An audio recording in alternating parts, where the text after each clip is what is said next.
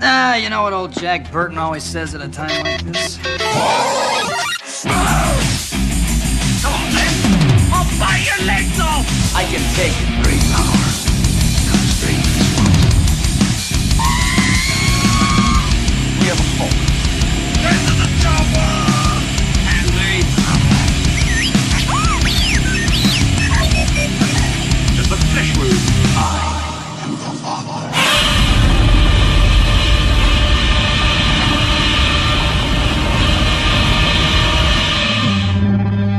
Welcome to the special VideoCast episode of Sludgecast. We got co-host Matt here. Matt. And then two awesome dudes from Heroes Hangout. One, when you're watching this, if you haven't liked them or seen them on Facebook, make sure you give them a like. Awesome dudes, awesome comic collectors. And they love taking everybody's money, especially mine lately. So we appreciate them. Jeff, you want to say hey? Hey, how is everybody? I can spit it out. Bubba? Hey, I'm Bubba. How y'all doing?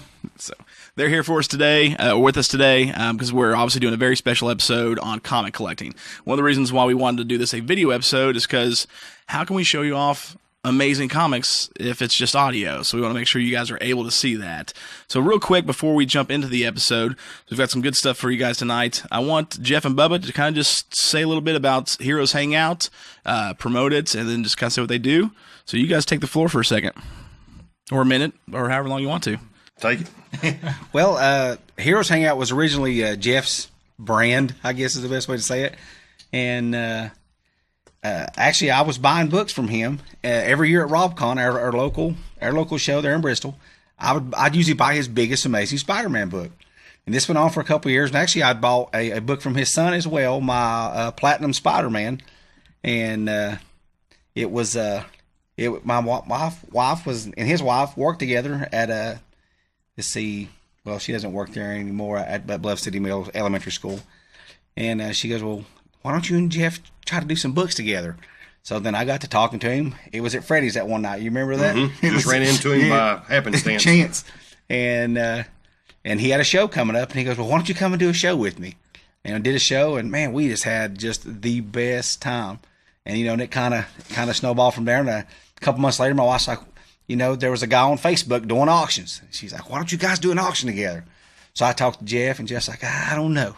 Let me think on it. So then he was, Jeff's a thinker. And after about a month and a half, he's like, all right, let's do it. And it's kind of spiraled from there. And I mean, our first show, we had 3 people in the room. My wife and the kids and then me. Bubba. And it's funny. I think we sold like $30 worth of books or something in like 4 hours.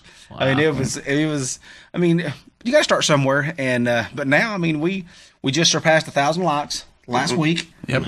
And we were very excited about that. I mean, we'd been pushing hard. Jeff was pushing really hard for it, and his wife, Kristen, is always behind the scenes. Anything you see going on behind the scenes, it's always his wife, Kristen. So she is a very important part of this whole show, and also Jeff's children as well. So they do a great job. So I know you guys are, I'm on there obviously every Saturday now, and then the Thursday that you guys, was it last week or the week before last? Even if it's just to listen about what comics you got, or just enjoying it is an auction, but it's kind of a show the way I look at it. I mean, it's cool to see the things on there because I'm learning every episode that you guys do, and of course spending money. That's true. He just gave him money when we got here. So I'm always buying. There's always an entrance fee. So it's going to happen, and one day I'm going to buy that Devil Dinosaur for you, Jeff. I'm telling you, it's going to happen. I got to hold it for you. But so you guys are, you're averaging 40 to 50 people now, every Saturday that are watching it, and you're selling a good amount in high dollar comic books, which is really, really cool. So, I mean, I obviously just recently met you guys at RobCon, but just hearing that you started from 3 all the way to where you're at now, that's awesome to see growth like that, especially for something we all love to do. Because I couldn't think of a more enjoyable thing to do on Saturday nights. I mean, we enjoy doing this. I mean, we just get together and, do we want more people to listen and fans? Absolutely. But you know what? For us, we just enjoy doing it. And when you watch you guys, that's what it seems like, is you guys just really enjoy just doing the show. And because you're big fans of comic books, just like the rest of us are. You got to love the hobby. That's for sure. Absolutely. It's a labor of love. So So, all right, we'll get into comic book collecting here in just a minute. One of the things I want to go through real quick, last week, or the last episode, we went through our Sludgecast jukebox. It is time for the newsreel. This was difficult. I was talking to Matt earlier, and just so you guys know, we alternate between a jukebox and a newsreel to kind of keep everybody up to date on what's going on, in the pop culture world, especially superheroes and movies like that. There was too much for me to choose from. Busy week. Very busy. Yeah. And today got even busier. So I'm going to kind of pick a few things that I just want to talk about real quick in the news that's come out. One of them is Ruben Fletcher. Obviously, everyone knows who's watched the show or listened to the show, watching for the first time here. I'm a huge Venom fan. My favorite comic character ever. So I'm very pumped for the movie. Ruben Fletcher, I don't know if you guys saw this, came out and was asked again about Spider-Man being in the movie. And I've got the quote here of what he had stated. He came out and said, "I honestly don't know what I'm allowed to say." So we know Tom Holland was seen on the set during the filming. We don't know if he's going to be in it because Sony's kind of said we're going to keep this darker universe with Venom and Morbius and Kraven that's coming out separate. But then they've also here recently said, well, we're going to not do an R-rated Venom. We're going to do a PG-13 Venom, which I'm not a huge fan of the idea unless they push it really hard because not so much for this one, but for the sequel. I don't think you can do Carnage justice at PG-13. If they push hard enough, PG-13 for Venom, it could be doable, but the future, I don't see it. But so they've changed some things, and now Ruben's like, I don't know what I can say, so now the rumors are flying again, is Spider-Man going to be in it? So I think that's something huge I'm really excited about, because it's been interesting. I mean, the tarantula's not on the suit. They put a lot of white in it to make it look cool, but not having Spider-Man at least related in there some way, maybe not with the origin, is going to be kind of hard. Do you guys think he'll actually show up in the movie? I do think he'll at least cameo the movie. Maybe, even a non-speaking part, just a pure cameo. But I think you have to have Spider-Man to tie Venom up. Really. Yeah. I mean, because you've got to, give something, to his origin to begin with. So that would be the Spider-Man. That's what I think. I mean, he's got to be in it. And now that Ruben's saying that, I'm like, he's in there. He's in there. So he started out just saying no. Yeah, it was. It was just, it was just a flat no 6-7 months ago. No. But now it's like, I don't know what all I can tell you. I can't talk about that. So, I'm not at liberty. Yeah, so I think that's him saying, I agree. I think it's at least a cameo. He's going to make an appearance. So that's what I want to point out, obviously, because I love talking about Venom. I'm super stoked about that movie. I love all the lines from the comics that Venom's been putting in it. I love the dark humor that's with him. I'm pretty stoked about it. One thing I want to talk about in the news that's come out a lot, and it's been pretty quick actually in the last week. A lot has come out, and you guys I'm sure know about the Swamp Thing. Yes. Coming from the DC live stream. So we knew from the get-go that James Wan is executive producer for the whole series. For those who don't know James Wan, if you've seen Saw 2, any of the Conjuring universe films, Fast and Furious, he's done some of those. Phenomenal director. He is executive producer for the entire series, which is great because they have stated they want to do a horror, a darker Swamp Thing. So I don't think you could have picked anybody better to oversee it. On top of that, they just announced, I've got the news here so everybody see me looking out here. Now, of course, the person writing the pilot episode and most of the episodes is Gary Dauberman. People probably like, who's that guy? He's just a writer. He wrote the new It movies for Stephen King's It. So, phenomenal writer. He's writing Swamp Thing, they finally announced. He has come out and said that they have stated from the get-go they want to make Swamp Thing, and they've told him, DC's done said, if you can make a TV show R-rated, make this R-rated. Make it a horror, because that's what I mean. They're pulling everything. They finally announced, thankfully, they're pulling most of the source material from the Alan Moore books, which, of course, I mean, we all know, I think, can agree, those are the best of the Swamp Things, was Alan Moore stuff.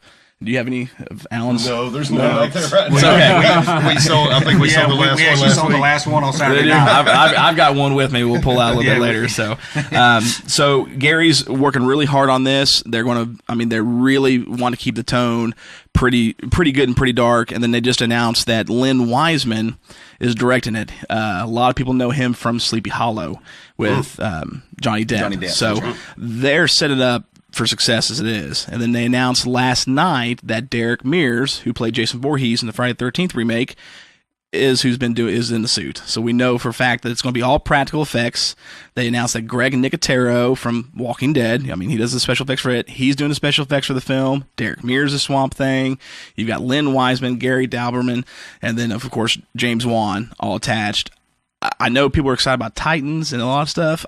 I think they're setting Swamp Thing up to be the biggest, baddest part of the DC series, the DC live stream, in my opinion, right now. I personally hope so, because DC is notorious for taking the best laid plans and just not developing them the way they need to be developed. I hope they don't do that in this. I hope they don't do that with this at all. So, a couple other things pretty quick. One, speaking of Greg Nicotero, Todd McFarlane announced the other day, Nicotero has come on and he is designing and building the Spawn suit for the movie. So I'm pretty stoked about that.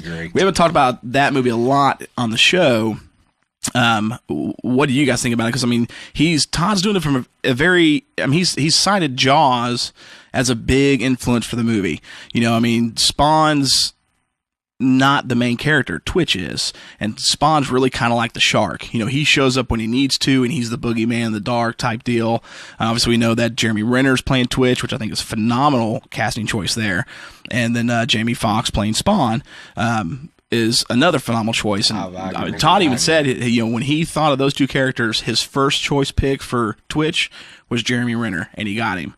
First choice pick for Spawn was Jamie Foxx, and he got him. So that's great. You know, I mean, for a director to do that. Mm-hmm. What do you guys think about the Spawn movie? I'm excited. I mean, I want to see more. I mean, I like the original Spawn movie, but the special effects now, when you watch the movie, they weren't there, and the way we see things now with all the CG, I think they can really expand that movie into a possible franchise now. I think it'd be good. I mean, Todd's even stated, you know, obviously with them getting Greg Nicotero on, he wants to do as much practical effects as possible. Because Todd's made it in a few interviews. He's not a huge fan of CGI, which, I mean, we've talked about it many times. Yeah. I'm not. I love practical. We were talking about, you know, one of the other shows, the Monster Movie Stomp Down, doing the thing. I mean, you talked about it before the show.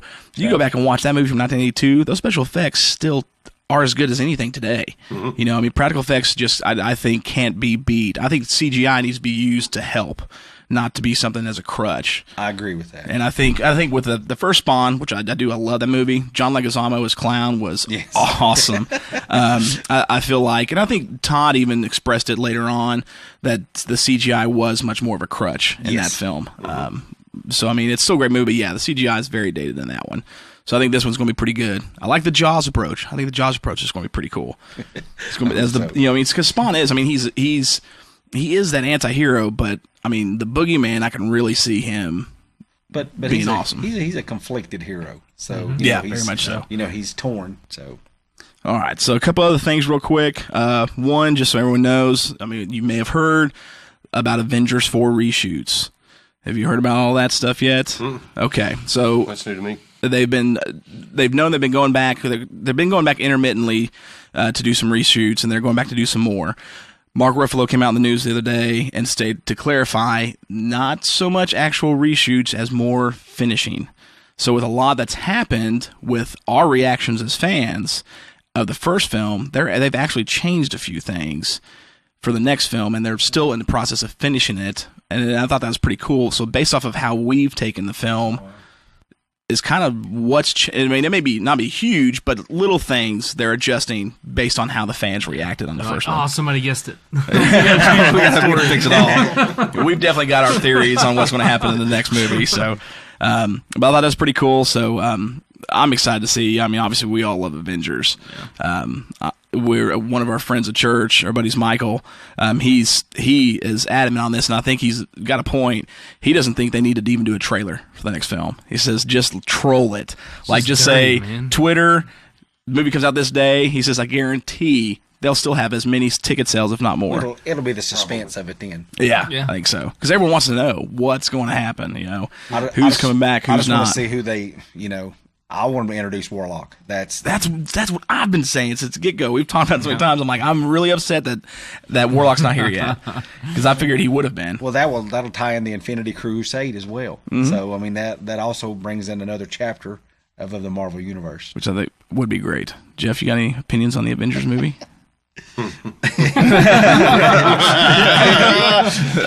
Where do I start?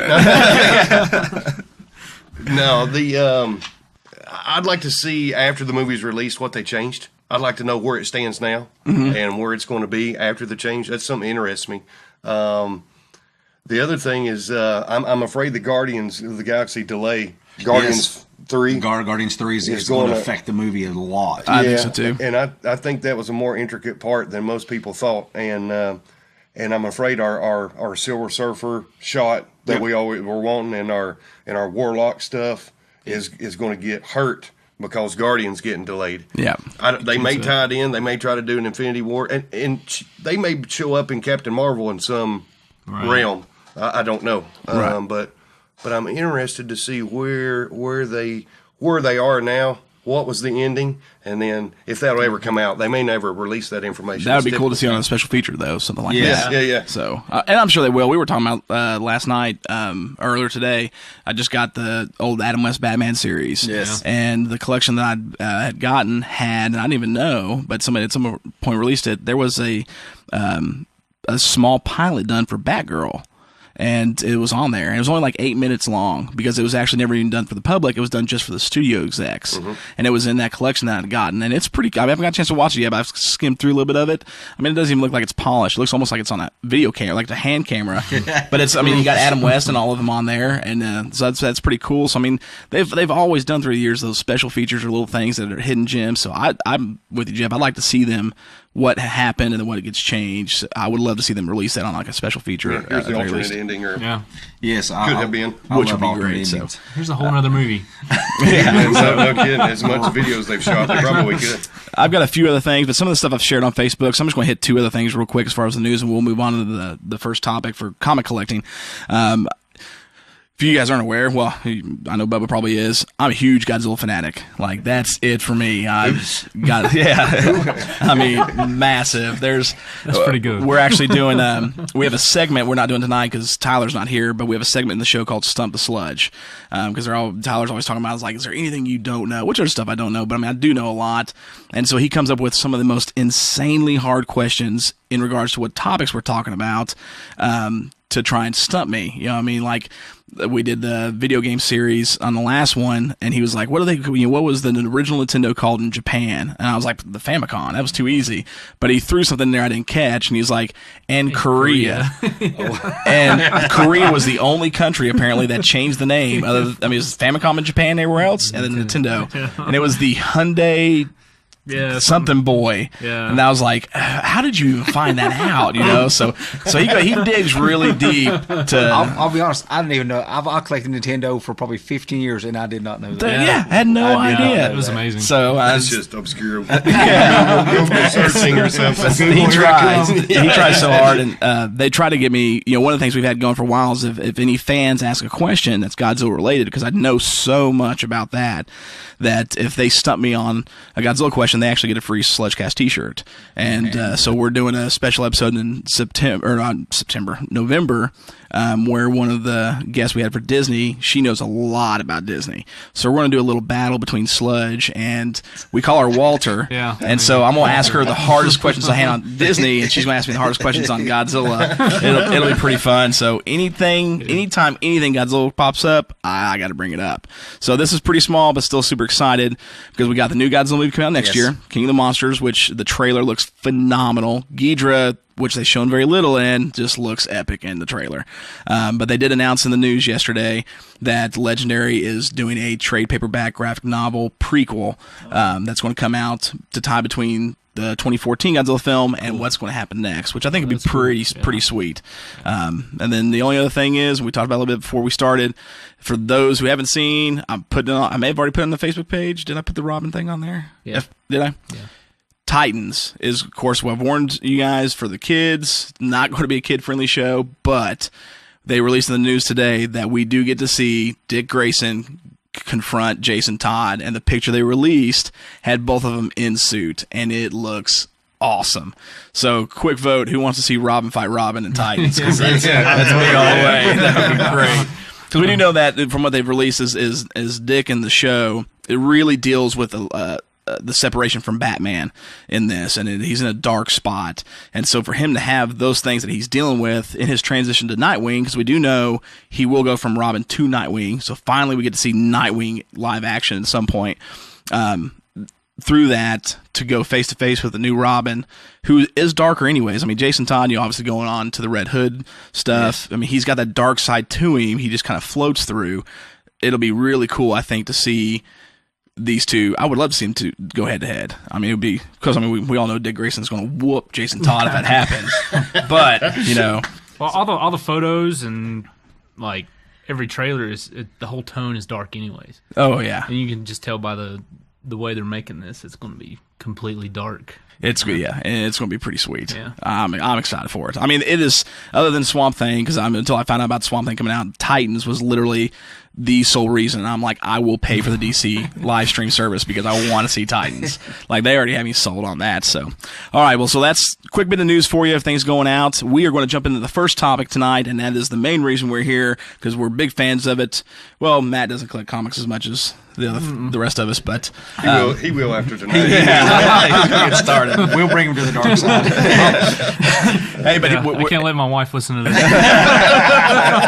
Hey, well, I've already gotten Tyler into it now. So Tyler, our other co-host, he was like, "Man, I'm kind of interested in getting to it." I'm like, "Come with me to the flea market. Yeah. We'll get you started." So, which we need to shout out to Tyler tonight. Yeah, well, yeah, it's his anniversary today. So happy anniversary, happy anniversary, Tyler. We miss you, but we understand you need to be with Hannah. That's right, and I don't know if we had room for you tonight anyway, so it'll be okay. But they're having a great time because he told me, he's like, "Man, could we have not done this one another time?" Because he was pretty excited about this. So, but we are big superhero fans. Obviously, we've all rocking superhero T-shirts. Matt told me on the way in here. Obviously, you guys have probably heard Henry Cavill. So sad. Is not being Superman. Sad, yes, devastated. So, I think it's just we're a couple weeks away from Ben Affleck saying I'm out as Batman.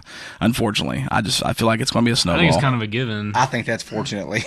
Well, what? I think he is the worst Batman. No way. Stand him as Batman. You can hit stop on the camera at this point. The worst Batman. Man, no. He's Daredevil, right? Yes, he's Daredevil. Dude, well, he's the blind guy from Hell's Kitchen. My wife was asking me the other day, she's like, "Well, I've heard people talk about it. Is it really bad?" I was like, "Honey, it's terrible. Like the director's cut is still hard to chew through. You know what I mean, it's rough. And more so than Ben was Colin as Bullseye. That was just he was so cheesy. Oh, it's such a disgrace. They tried hard, but no. Elektra saved the whole movie. She did. Yeah. I don't care what anybody says. She did. I loved her movie. Yeah, her movie was great. Great. Good movie. I didn't. I know with Jennifer Garner, this is something that Tyler's good for, is reeling me back in because I will shoot off really bad. Just so you guys know, a little bit of heads up.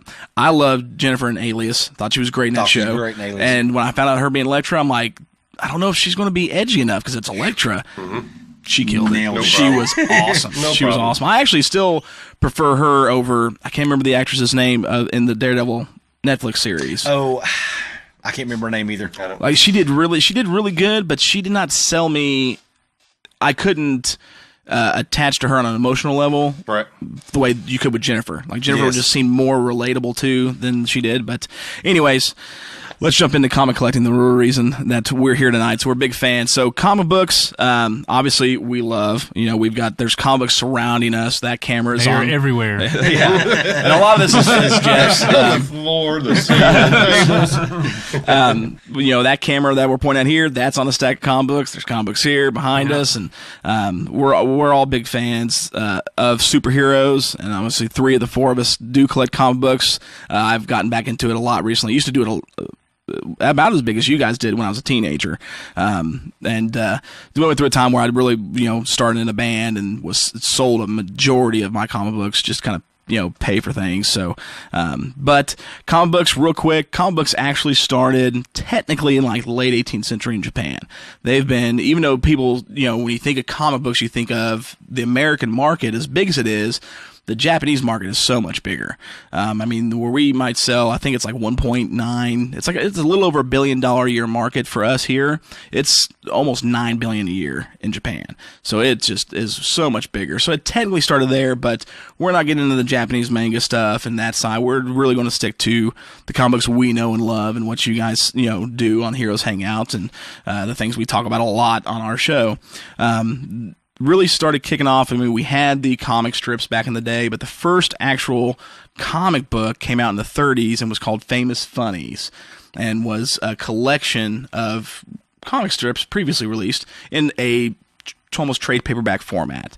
And then it really just kind of spawned from there, and people just started making a lot of they were more like just comedies or mystery thriller comics until Superman hit the scene, and then superheroes became what they were. Because Superman's the best. Well, no, he's not. So I keep trying to tell Matt that he's wrong on this, but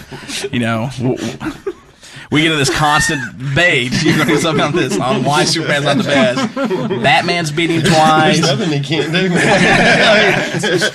For somebody who is supposed to be able to do anything, he loses a lot. Okay? He loses a lot. That's all I need to say.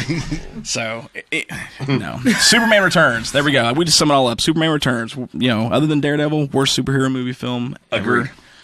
Then we talked about, I don't know if you guys knew this, but they did a Justice League of America made-for-TV film in the 90s. Did you guys ever see that? No, I saw the Fantastic Four, but I didn't see that. That's better.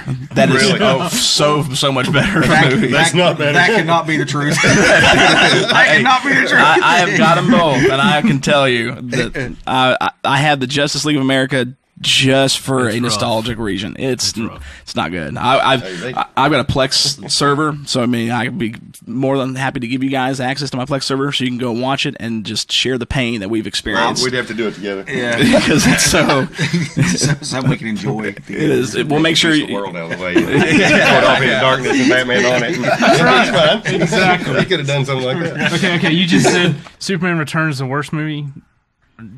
No. Wait a minute. No. So I'm going to turn that around. No. That or Spider-Man 3. Okay. We have a running thing where I'm always dogging how bad Spider-Man 3 is because of what it did to Venom and the emo Spider-Man, and that is horrible. Okay. So you didn't even include that one. I didn't even think about it, man. Okay, Spider-Man 3 still is a worse film. Okay. But Superman Returns aggravates me so much more for one key scene, because obviously Lois has the kid and it's very evident that's Clark's son. Yes. Okay, why in the world, when he shoves that piano across that boat, does she not just go lose it? Going, I mean, she could technically take him to court for rape if you think about it. She really could. Because she doesn't know what happened. All of a sudden there's this kid, and it's like, oh, you were Clark's kid, clearly. That was never explained. So that's what aggravates me in the movie, is that they never... The one cool thing about the movie is you've got Superman's son. Yeah. And other than the piano scene, it was really dropped. I mean, like, that was like, man, you could have done so much with that. But... Yeah, the first 20 minutes with the airplane... And everything, that is awesome. That was great. That was great. And then he went back to Lex Luthor again, which has been a villain 3 times, and it just so played out. Unbelievably. We've seen it. Lex Luthor, we know, let it go. Let it go. Man, and Spacey just did not sell it for me at all as Luthor. He was a terror. I mean, amidst what all's going on in Hollywood right now, Spacey's been a phenomenal. I've never not liked him in anything. I mean, Seven, K-Pax, the dude's phenomenal. He was terrible as Lex Luthor. Terrible. So, back to comic books, man. Yeah, I'm telling you. It's what Tyler's good at. I can do this on and on. It's easy to get me off onto a tangent. Like, one thing we never talked about, I'm not even going to say it because I want to get into that one too. So anyway, so comic books has been a big pastime for Americans. I mean, for all across the world, especially, like I said, Japan, but Americans since the 30s, big time. And comic collecting really started in the early 70s when you started to see the little mom and pop type comic shops pop up, and people started buying comics for what they wanted. And I mean, it probably started before then, but I mean, the 70s seems to be the era that everyone notates as this is when comic collecting really started. And a lot of fans, when it comes to the comic books, it really seems that they when it comes to comic book, it's so broad. I think of a hobby, because you got people who will just buy and buy and buy and buy just to have comics because they love comics. But then you got people who will, I'll use me for example, certain things, that I want. Like some of the things, like we talk about the 29.9 series, not worth money, a lot of money really, but for me it's nostalgic as a kid because I grew up, some of the first comics I bought was Spider-Man 29.9 #1, the Hulk 29.9 from, actually it wasn't the Hulk comics, it was the Spider 29.9 Limited. Yes. I became a fan of those, so for me, I want all of them. That's my collection there. There's other stuff, some that are worth a lot of money, but everybody, it's different. It's such a big, broad world out there of just amazing characters and heroes and villains and stories that it's not something that you can just nail down and say, hey, I'm an Atlanta Braves fan and I collect this all the time. You've got all of this, and I think it's a wonderful thing. And for me, as far as just, especially from a kid and as a father, I don't think in today's world we have enough heroes that are just out there constantly that you can see for the kids today. And that's what I love about it from a kid's standpoint today is especially for my boys, they love the superheroes because they think, look, they're saving people constantly. So I think it's one of the most positive hobbies and art forms out there that still just has been around forever. What about you guys? When did you guys start? I started as a kid, but when did you guys really start getting into comic collecting?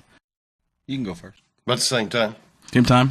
Probably when I was 11 or 12. I actually took a trip.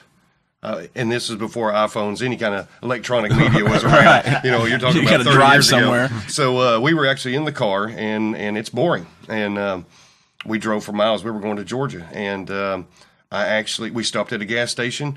I knew comic books were out there. I had friends that collected, but or at least bought a few here and there. And but I was so bored, I found and I happened to run across that comic book, and I just grabbed it. It was Spider-Man in the black suit, something different. It's like, what is this? Why is he in a black suit? So anyway, I'm sure my parents bought it for me, and we drove down the road, and I read that book 5 times. I just couldn't get enough of it, and I asked them to take me to another gas station when we finally reached our destination, and I looked around and found another one. It wasn't the one right next to it. I think it was like 2 issues later, but long story short, as soon as I got back here, I asked my friends about it, and I actually went to the comic book store for the first time, and I said, "This is what I've got. Can you help me fill in the gaps? I want to read the story," because it was a 5-part story arc across 5 issues of Amazing Spider-Man, and of course he had them, and the rest of it's history. After that, it was all. That's awesome. Yeah. I was hooked. Hooked on it. So, I remember and we'll get to Bubba here. My dad, and I don't know, I should have brought it. My dad bought me Blue Beetle #2. And it was not Dan, the original Blue Beetle, it was the second Blue Beetle. He found it at like a yard sale and bought it for me. I may have been 6 or 7, and I loved it. Completely fell in love with it. So Blue Beetle, actually, even though I'm a much bigger Marvel fan, was my kick into comic books.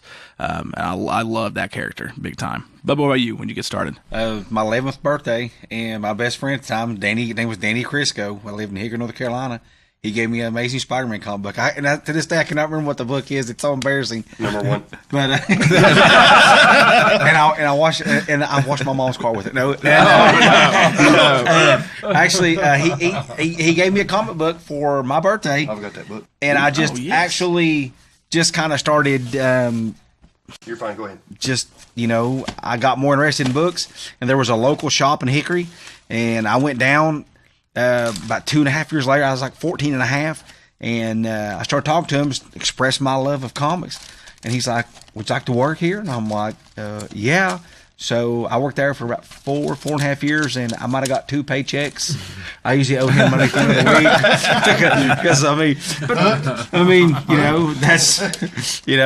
but that's how it started for me. And my mom, she never really, bought me any that I can remember. It's always money I earned myself, and it was just something. And I always remember I would put them in bags and boards, and at that time the bags and boards were a little bit higher. You could stick a thumbtack to the top of it. Yeah, and I had them lined. It looked like wallpaper in my bedroom. All the Amazing Spider-Man books. It was so awesome. weird. I remember, like, when they used to be a little bit bigger, because I had the Marvel Godzilla series. Yes. I got collecting those really early, being a Godzilla fan, and that's what I did. I lined so as I got them, I had like a section in my bedroom, and I would just like, okay, I got 1, 3, whatever, and like I left space so that I could that next issue. Put the one in you're missing. Yep. That's great. There it is. Gang War. Wow. Is that the first one that you read? That's the first Amazing Spider-Man book first I ever bought. Yep. Man, that's and it's awesome, it's not a direct sale. You can see it was Yeah. it was at Man, a gas station or something like that. That's beautiful. I actually it's been banged up quite a bit. I actually had to buy another one. It was pretty rough, but yeah, that's the first Amazing Spider-Man book I ever Wow, bought. that's pretty and that cool. was 31 years ago. Man, Wow, that's that's amazing. awesome. That's great. Look, Bubba, where's your first one? Do you have I that? washed the mom's car with Oh, it. that's But I did the same thing. I kind of went through some phases. I collected for a long time, and I actually bought some of my friends' comic book collections because they were a little bit older than I was at the time, and they were getting out of it. So I bought a few here and there, and amassed quite a bit. Collected for probably 5, 6, 7 years. But you know how it is. You know, you've got cars and you know, girls, you know, whatever, you know, all the expenses that come along, college and whatever. And I sold a lot of them at the time, and sold a lot of my core collection. Luckily, I kept my Amazings. But yeah, and then I guess probably 20 years later, got back into it after that. That's great. That's what it was for me. Is I got out for when I was in the band full time, because you pinching pennies when you're a full time musician, big time, and then getting back. I got out of it for quite a few years. I sold, and I didn't have like the amount that you guys have right now, but I had a couple thousand comic books, probably say around 2,000, and I ended up selling most of them to really just because we weren't bringing any money in yet at the time to pay everyone's bills. We were keeping the band afloat, but there was a guy in Indiana where I lived at, owned a comic book shop, helped me sell a lot of the comic books. He'd take them to Chicago sometimes for some of them. Like this Marvel Secret Wars, had the full set of those. Sold those. I had the first series Man Thing #1 with the Howard Duck appearance #2, and the second series Man Thing. So a lot of decent ones that brought me in some decent money. But then here it was. When we started the show, really kind of got me back into comic collecting, and then I was like, I'm gonna start doing these conventions, and I'd never been to any conventions yet, and went to Fanboy Expo, then Knoxville Comic Con 1, and had an absolute blast, and then met you guys at the very second convention I ever did at RobCon, and I think I'm gonna blame you guys now. So just so Sarah, when you watch this, it's their fault. We get that all the time. We're used to it. That's awesome. We are responsible for plenty unmarital bliss. Yes. We got some mad wives at us. Yeah. But so when it comes to collecting, one thing that I want to ask you guys, because I know that you went to North Carolina recently. Yes. And so when you go out, and obviously I know something I think we actually went to North Carolina and bought books. Mm-hmm. So do you guys do that often a lot? Because I know that when it comes to comic collecting, like there'll be certain issues, and thankfully you guys are a big help for me since I got started this as Bubba. I'll be like, hey, I need this, and you'll go through and see or try and find it. Having those connections like you guys is great for someone like me. But for where you guys are at in comic collecting, do you do that a lot? Do you go out and find big collections? You're like, okay, I know there was a guy in Townsend, an area near us, he had like, I think 1,400 comic books, and he was selling them all for $1 a piece. And there was some really good stuff from seeing the pictures of it. Do you go around a lot and say, okay, I'll give you this much for this collection, or do you hunt specific issues? How do you guys do a lot of the collecting that you do?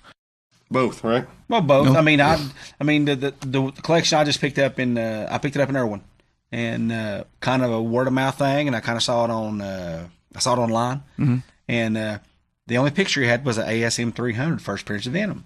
So very right up there, that cover, very very sought after comic book right there. very iconic cover. Mine. And I kind of got to talking to him, and he just recently retired out of the Navy, and he's like, I'm ready to get rid of it. It was 21 long boxes. And that's kind of what you saw at the house downstairs when y'all come over to the house. And it's over 6,000 comic books.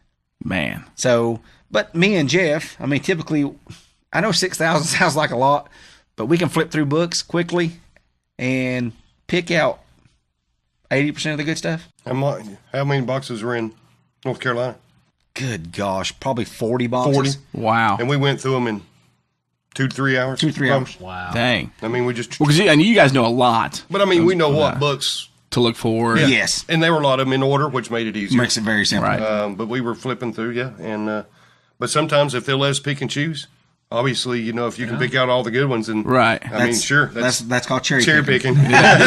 cherry picking. So They'll let us do that, sure. But a lot of times they want to get rid of it as a whole. as a whole, Right. so there may only be out of 6,000 books.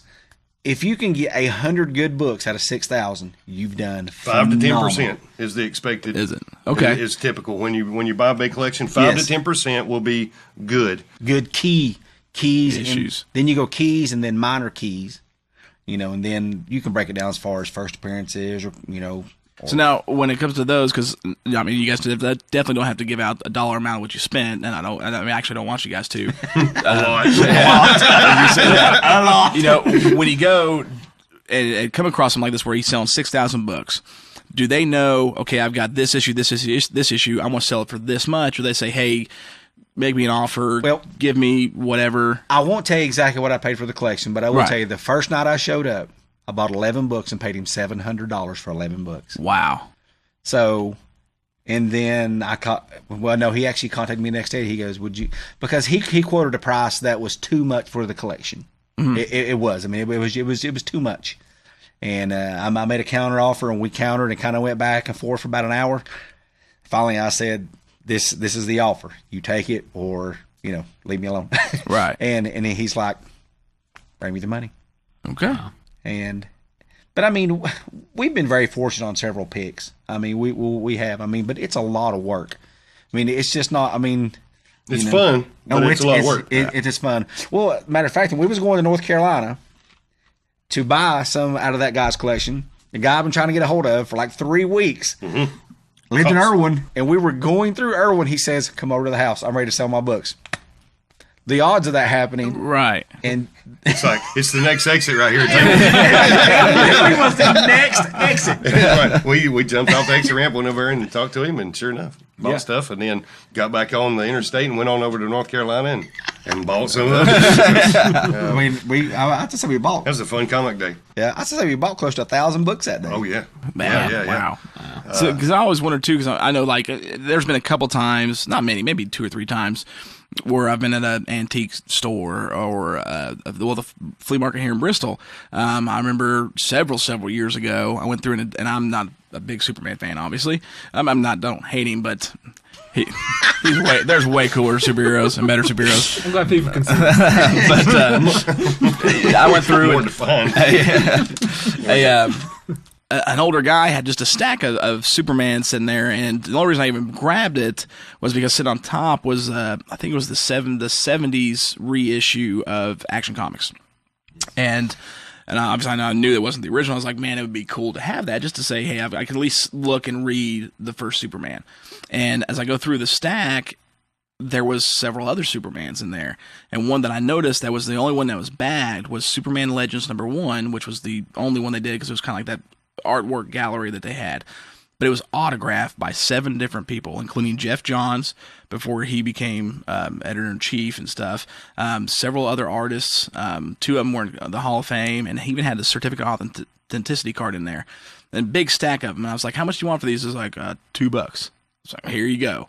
And I ended up actually selling that one to Jan Silent Bob's Secret Stash for several $100s. You know what I mean? So does that happen often where you go through and you're like, oh man, here's gold, and they're asking a penny for it? You know what I mean? I've actually paid more. I stopped at a yard sale 2 years ago, I think, or 3 years ago. A lady had some nice books, and she said something ridiculous, and I'm like, no. She goes, okay, well, how? She went down. I'm like, no. I said you're going the wrong way, and I actually paid her more. Than what? So now you made me feel bad because I paid this old man $2 for this. Well, but I mean, if it's kind of a retrospect thing. Mm-hmm.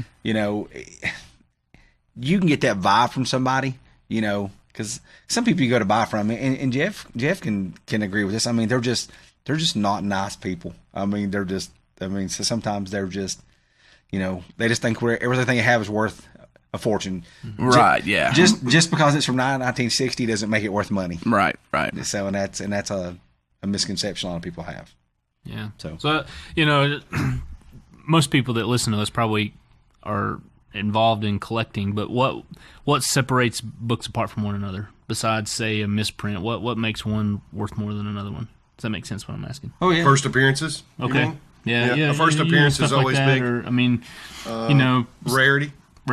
How many was printed? Low print runs. If it's what they call a virgin cover, or if it's a direct edition, if it's got a UPC, that means it was in a store somewhere. So it was not a direct. Right. Those the ones with newsstands, like newsstands. Yeah. So I mean, a good example is the third graded book up there, The Invincible #1. I mean, that's probably the most expensive image book that I know of, and any other Invincible book is really, I don't want to say worthless, because some people may love Invincible, right? But technically, it's worthless. But that book right there is $1,000 book. Wow! Just because the print run was so low, right?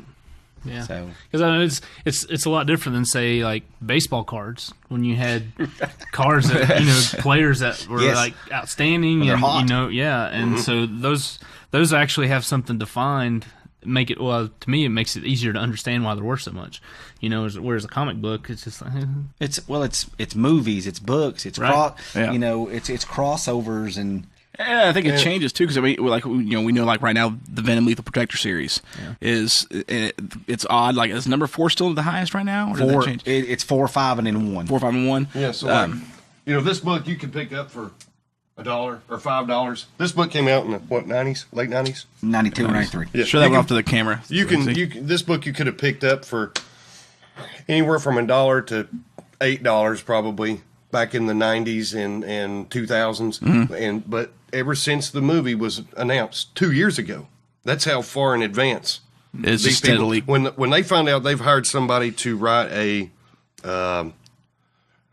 screenplay for it or write a story, they hire the story guy, and that gets out that a movie studio is spending money to produce something with a film. That's when they start looking at this stuff. And now we sell this book for $25. Actually, I was fortunate enough to pick up a nice stack of those last weekend. I sold them for $15 a piece every time I put one up. $15. Wow. Just all night long. Well, see, awesome. So if you go and stating that is if Venom comes out and it's a flop, the book will go back to where it was. Right. So, I mean, it does fluctuate in some things. That makes sense. But you do get, like, where you get an Amazing 300, where his first appearance is. Now, that book's been scaling up and doing very well. And after the movie comes out, it'll cool off a little bit. But it'll never go back to where it was. No. It was $600. It raised on up, and I'm talking like a 9.8. A 9.8. 9.6, 9.8. Yeah, always $600 now. You can't touch those for several grand. Yeah, I mean, it's just, and it'll settle back down a little bit after the movie, but it will never go back to the $600 or $800 that it was. That book will sell around $2,000 at a 9.8. At 9.8, which is that's crazy. I mean, that's a typical but price for it. But they're difficult to find in a 9.8 though, because of the black spine, right? And then especially the ones in the newsstands.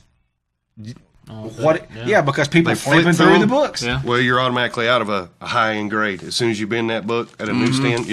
Remember they had the racks, and they would grab it, and if you look, I can't show the camera this, but this one was on the rack, okay, and you bend it, and it automatically finds a spot, and right there it is, and that's because it was on a rack, and that's what these are notorious for. To find something with the UPC code that doesn't have that in it is rare.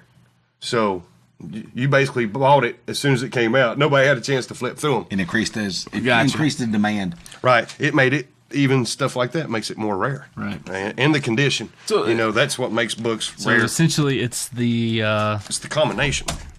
The stock market for nerds. Yeah. Yes. It is legalized gambling for nerds. Perfect example. Way before Bitcoin.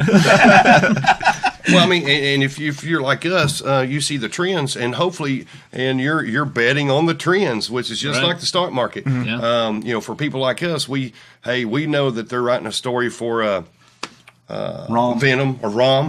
You know, Right. The Rom yeah. number ones. There's not one up And- there. Oh, you had it up earlier. And we actually called ROMs, 8 months ago? Yep. And then that's just what we was like, dude, get all the ROMs you can't get all the. And then everything goes against ROM. We're like, $100, $20 book. That's $100. That's awesome. Yeah, you can pick them up for $20-$30 any day of the week. But now that they've mentioned that, we've sold them $100, $150. $150. You know, and but it's a combination of grade, how good a shape it's in, the demand for it, and whether it's key. Luckily, ROM number 1 is the first appearance of ROM. Right. So it's That actually worked out the perfect. first book, which is Yeah. number 1, and it's his actually first appearance. And if it's in high grade, and you know that they're going to make a movie out of it, here it comes. Yeah. You know, And that didn't happen a lot, especially doesn't. back in the day where you got a character who appears in their first issue. By then, it's usually there in somebody else's. You look at Green Arrow. I mean, it was almost 10 years, if not longer, before he even actually got his first solo comic book because he was in all these other ones. And that happens with a lot of characters in that way. There's another good example. Marvel Spotlight on Spider-Woman. That's number 32 of Marvel Spotlight. That's her first appearance of Spider-Woman. Yeah, that wasn't even her. That was her first, and that's her first appearance and origin. And then you've got Marvel Premiere 15 with that's the first appearance of Iron Fist before he gets his own comic book, which it's no different than Superman with Action Comics. Right. they try characters out, and if they flop, The Amazing Fantasy for Spider-Man. right, yeah. they just keep on trucking with whatever was going on at the time. But Journey in the Mystery for Thor. Mm-hmm. So I mean, Strange Tales number 1 for Man Thing. Yep. Yes. I'll own that one day too. One day. So, which I mean, you have like Howard the Duck. I mean, he didn't appear in his first comic book for a long time. Yes. Right. As a side character that we talked about earlier. With his second appearance was a Man Thing comic book. So and then talking about the grading. Let's move into that real quick. Because there is that, and we'll talk about CGC, CBCS, and stuff. But you guys do know a lot about the grades, obviously. From what I've seen, because you've had so much experience, maybe. I mean, what are some of the first things you look for in comic grading? I mean, obviously things like spine breaks or any tears. But I mean, what are some of the things that someone who's not big into comic books might go, what am I really looking for in a grade that I might miss because I just don't think about it? Or, I mean, is there something more than the obvious that's looked for in grading? If that makes sense, what I'm asking. interior pages, that's the biggest hidden one. Yes. Is interior. People they see a book and it's like, yeah, that's nice, that looks good, and it may have a couple of spine breaks on it or something like that, but you actually start getting inside the book and read, and CBCS and CGC will check it. I mean, they'll make sure all the pages are there. All the pages are there. There could be a centerfold missing. This whole interior, say these 2 pages which are made together at the centerfold, could be gone. And if there's things like that, or damage on the inside of the book, say the book has been cut by scissors or maybe stained or something like that, those are things you typically don't see because people look at the front and the back. Well, Right. And that's about it. But you really, when It like says on the inside, because I never really ever thought about that. You know what I mean? Well, like Incredible Hulk 181, and this Marvel Premiere 15, a good example, they have what's called a Marvel value stamp in them. And it's a stamp of another characters. You'll see that one. Okay. Oh, yeah, which yeah. it's got Electro in it. Well, a lot of people, because you could cut those out and send them in. And collect they would give you Yeah. freebie. Yes. They would give you free Right. things if you cut them out and send them in. Actually, I've got one of the Electric Company Spider-Mans or Spotty Tales that had one of those. Actually, that was cut out though. Exactly. Rob was at the guy who does RobCon that we had talked about earlier, where we met. His comic shop. He was explaining that to me actually, that they had to cut out, send in, and got that because he ended up giving me that for free. He's like, "Well, this has already been cut." So Yes. yeah, okay, I didn't, So think yeah, about that that's too. And if you go on eBay and look at Incredible Hulk 181, it'll say with value stamp or without value stamp. Okay. And it dramatically increases the value if it has the value stamp in the book. Okay. And there's also, we call them sister books. Yep.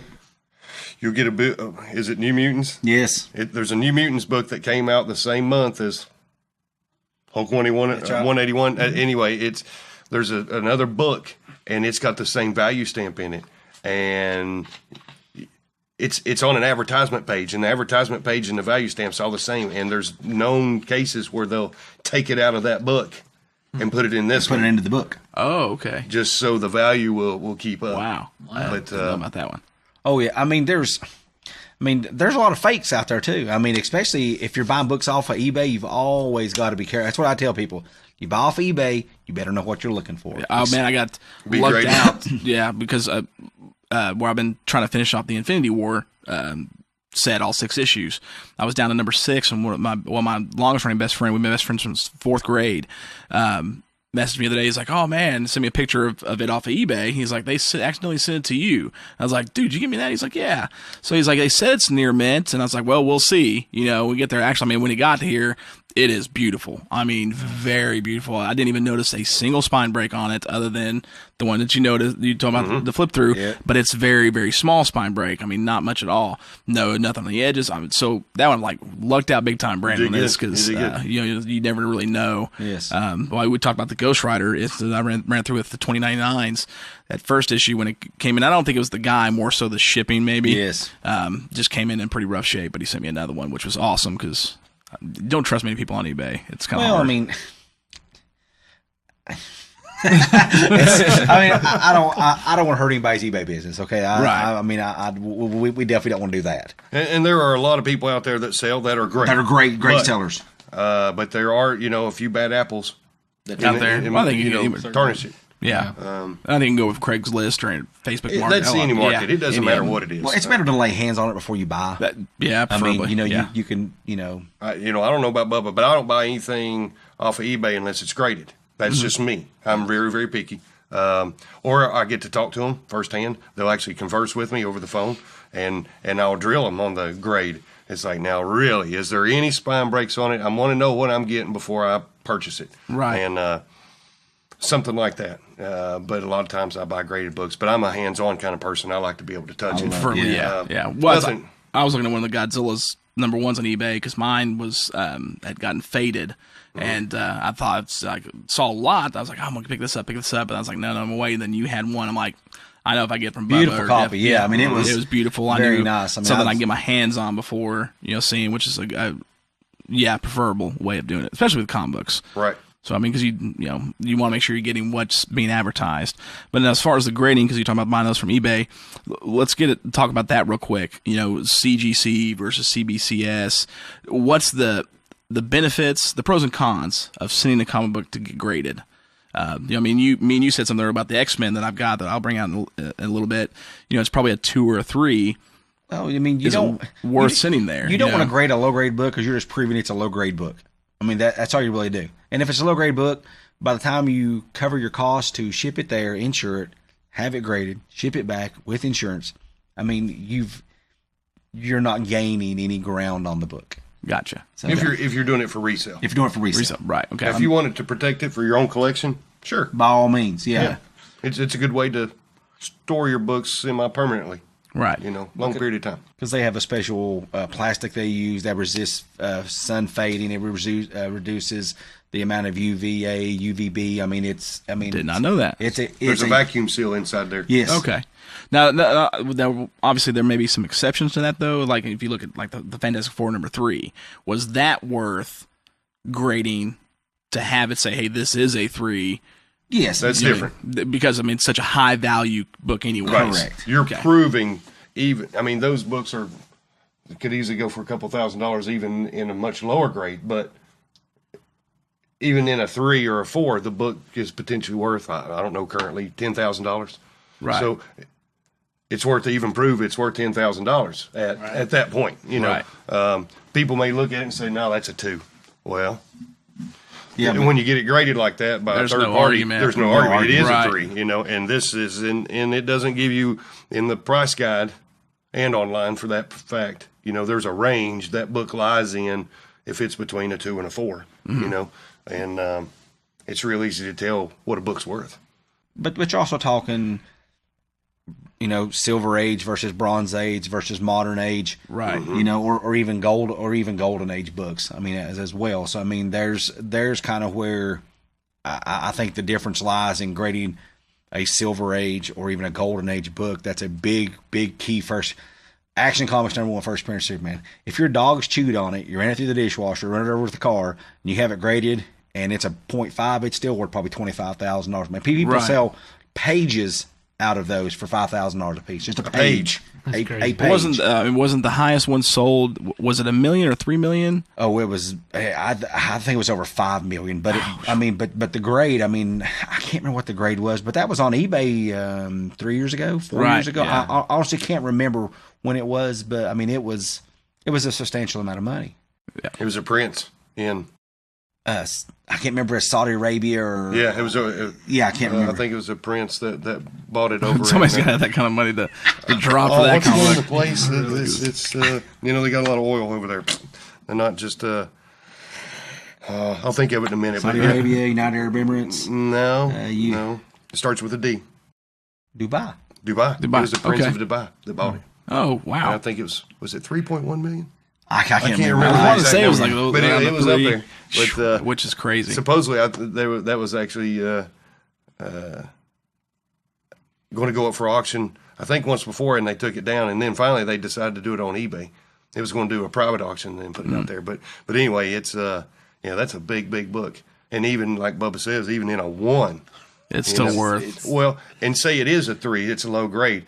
One more bend on that book, you 2. just lost $10,000. Yeah. A bend like that on a book. Yeah. So you'd be smart to get it protected somehow. Even get it graded, then put it in a glass vault of something. Yeah. I mean, you're for talking some of the about bad value. Yes. Now, do you guys have a preference when it comes to grading? Because I've been looking into it more and more myself here online. Between the companies like CGC or CBCS or was the other one PGX? Is that a preference deal or is it? No, I mean they're all good. I don't have a preference really. I've used CGC more in the past, but all of them have been good. I've used CBCS a lot more lately, and they've been great to work with. We actually know somebody. Yeah, because you guys know somebody. I've known his name is Daryl Hayden. I mean, I don't know if he minds if I throw his name out there, but he works for CBCS, and his wife and my wife were friends in high school, so I've known his wife for 25 years, and it's good for me because I can physically hand my books to Daryl. Right. I mean, I can't. I mean, there's no mailing, so I run no risk. That's what I was telling Jeff. The collection I picked up a Thor 165, the first appearance of him, who later becomes Adam Warlock. Yeah. And I said, dude, I want you to look at this book and see, because typically I won't, if it's not going to grade 9.2 or higher, I won't grade it. Okay, that's just my thing, because I don't feel it's worthy, because I don't have any $20,000 books. Okay, so he looks at it and he goes, it's got a great shot. So I have good what they call a top loader. It's kind of like what you put a baseball card in. The hard things at the top loader. They make it for comic books as well. And I have a good steady top loader, and I bag it up, I put it in there, and I hand it off to him. Nice. So, and then he can, then he hand carries it there.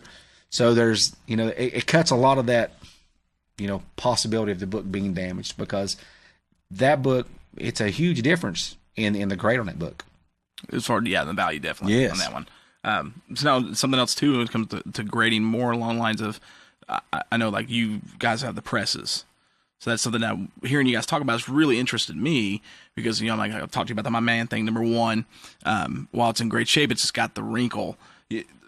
Is there, when it comes to cleaning or pressing the comic books, is there any danger that comes into that, or what? I mean, obviously when you do it, you guys talk about it, you definitely increase the grade to an extent, correct?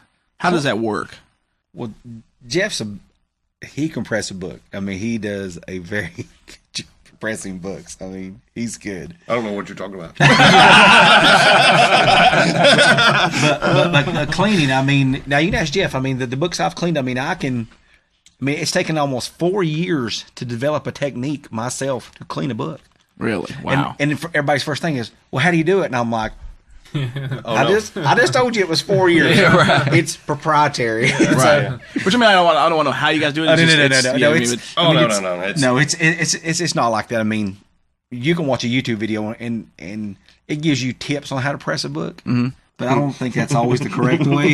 No, you better watch out. Some of the stuff you see on the internet is not true. Oh my God! I mean, we've seen people do stuff. It's like, take this, and do this, and do that. And it's like, and I've seen irons and things like that out. And it's like, no. You don't need to be doing that. But yes, you can help it. At least the appearance. I don't know if it physically helps the grade. I would assume it would. I mean, if you see a book that's got wrinkles all in it, and it just the eye appeal of it, it's flat. Once you get finished pressing it, you're not doing anything to the book that's not already there. The book is still there. All you did was flatten it out, and then cleaning it.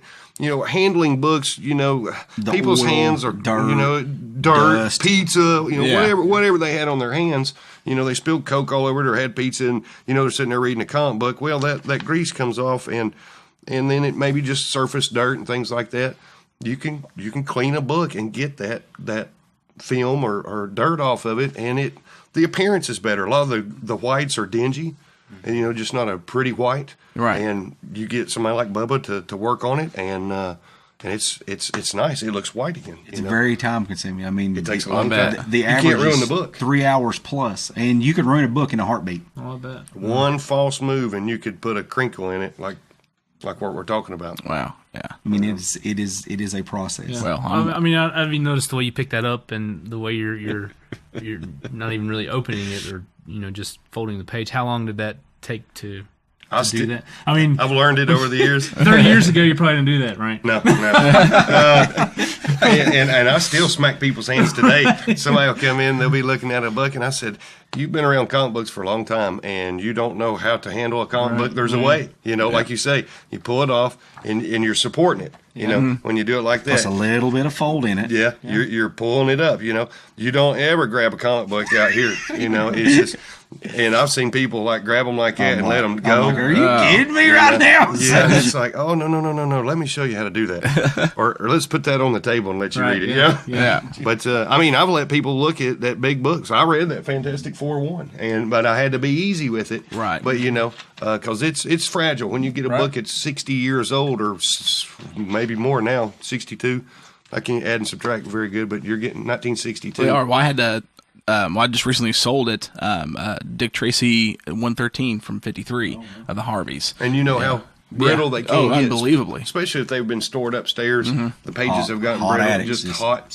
I was nervous just the guy that I ended up selling to. I was like, please be careful looking at this. Because it is. It's so much more brittle than, even the X-Men, from 66 that I've got. So 67, because, that age definitely, especially on those back then. But honestly, those old comics, they really were made better.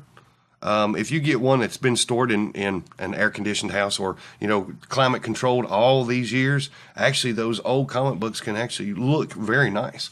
But that's typically not the case. Right. Cedar chest. Yeah, cedar chest in the attic. Yeah. That's right. And, it's not eat with moths, but it's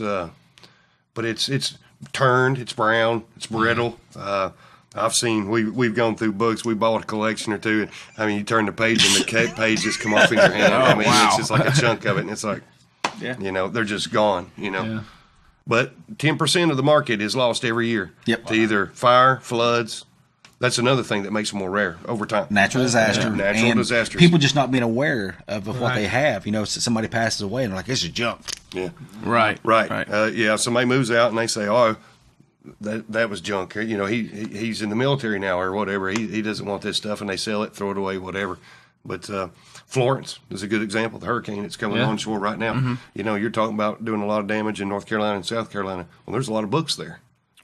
Did those people take those things with them? Typically, no, they don't. Typically not. Because they don't. That's not your primary objective. I've never stopped and actually thought about that too. That you lose that much of this. I lost Amazing Spider-Man. I say I was up to 375 down to number 3 when my dad's house burnt in 2000, about 7 miles from here. Wow. So, and at that time, I just got out of the Marine Corps. I had homeowners insurance, but I had like $6,000 or $7,000 or $4,000. I don't even remember what it was. And my dad had $8,000 or $10,000 in collectibles, and it was upstairs in my old bedroom at my dad's house. And it's so odd because there was a printer as soon as you come up the steps. It was like a farmhouse. There was a computer and a printer there. The computer caught on fire, and the closet was right out near it. And nothing left. That's always such a big fear. I've got, with being a Godzilla fan, I've got a lot of collectible figures that I collect, and just like comics, I'm very picky on which ones. People's like, "Oh, you want this one?" I'm like, no, I don't care. I know it's worth money, but no, I want this. But I have, back when I was a teenager, I ran the second highest viewed Godzilla fan page on the internet.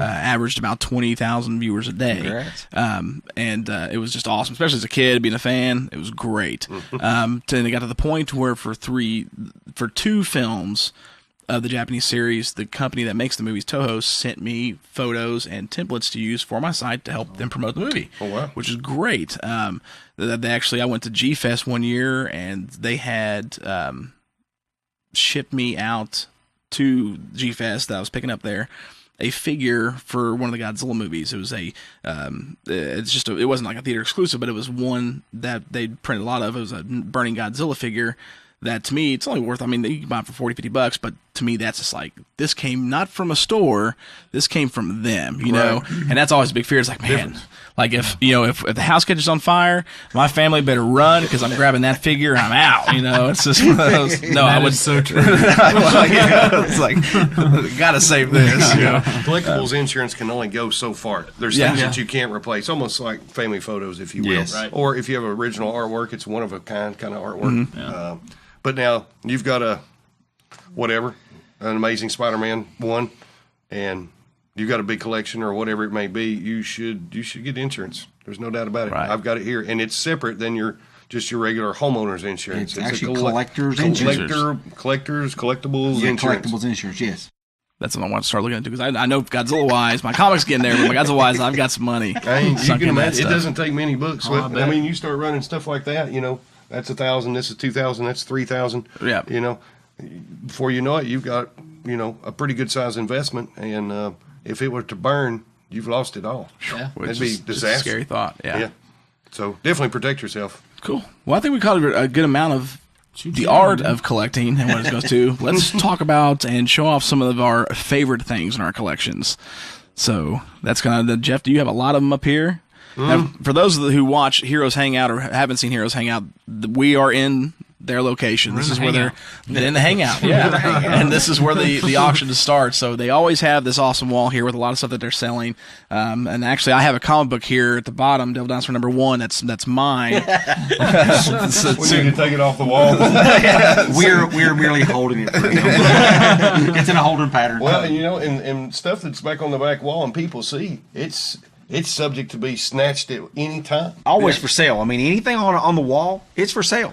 Well, some people say, some people used to, a lot of these earlier guys, they'd put stuff in their background, to make it look cool or whatever, and it's neat to see. That's not for sale. That's my personal hut, but whatever. Yeah. But now, when we started up, it's like, we need to have a wall. And everything they see around us, and we even joke, I said, we're for sale, our Mountain Dews are for sale, whatever. Anything's for sale, and we've even tried to sell my dog. But yeah, we wanted it to be where they see cool books, and that's hard to do, is to keep putting books on the wall and having good books week after week. That is tough. I bet. Oh, but, yeah. Because, you guys sell a lot each week. We sell a lot of books. We do. But we have a blast. And that's we always tell people, if you're not buying, just come in and make fun of us or something. Chat it up. Yeah, there's been a couple weeks where I haven't bought anything, but I sit there and watch the whole thing because it's so much fun. Just again, seeing the comics, learning about the comics, and the fun. And it's just fun. I'm just watching you guys, the banter between you guys together, or the people that are commenting or talking back. It's a great time just being on the auction. There's a good core of people that have stuck with us a long time now. We've been doing it almost a year. Yeah, almost a year. Really? It'll be a year in October. That's awesome. But there's been several people that follow us, and they'll joke. They know us. They've talked to us, and they know our sports teams, and they make fun of us and things like that. But no, it's all in good fun. Obviously we had to sell some books. That's what we're here for. But the conversation and the camaraderie is half of the show to us. Certainly, it always has been. Yeah, and you could, just as a viewer, can see that there. Yeah, it's boring. Bubba and I could sit, off camera or whatever, and just throw books up there and say this is $5, or whatever. Right. We could do that all night, and that's boring.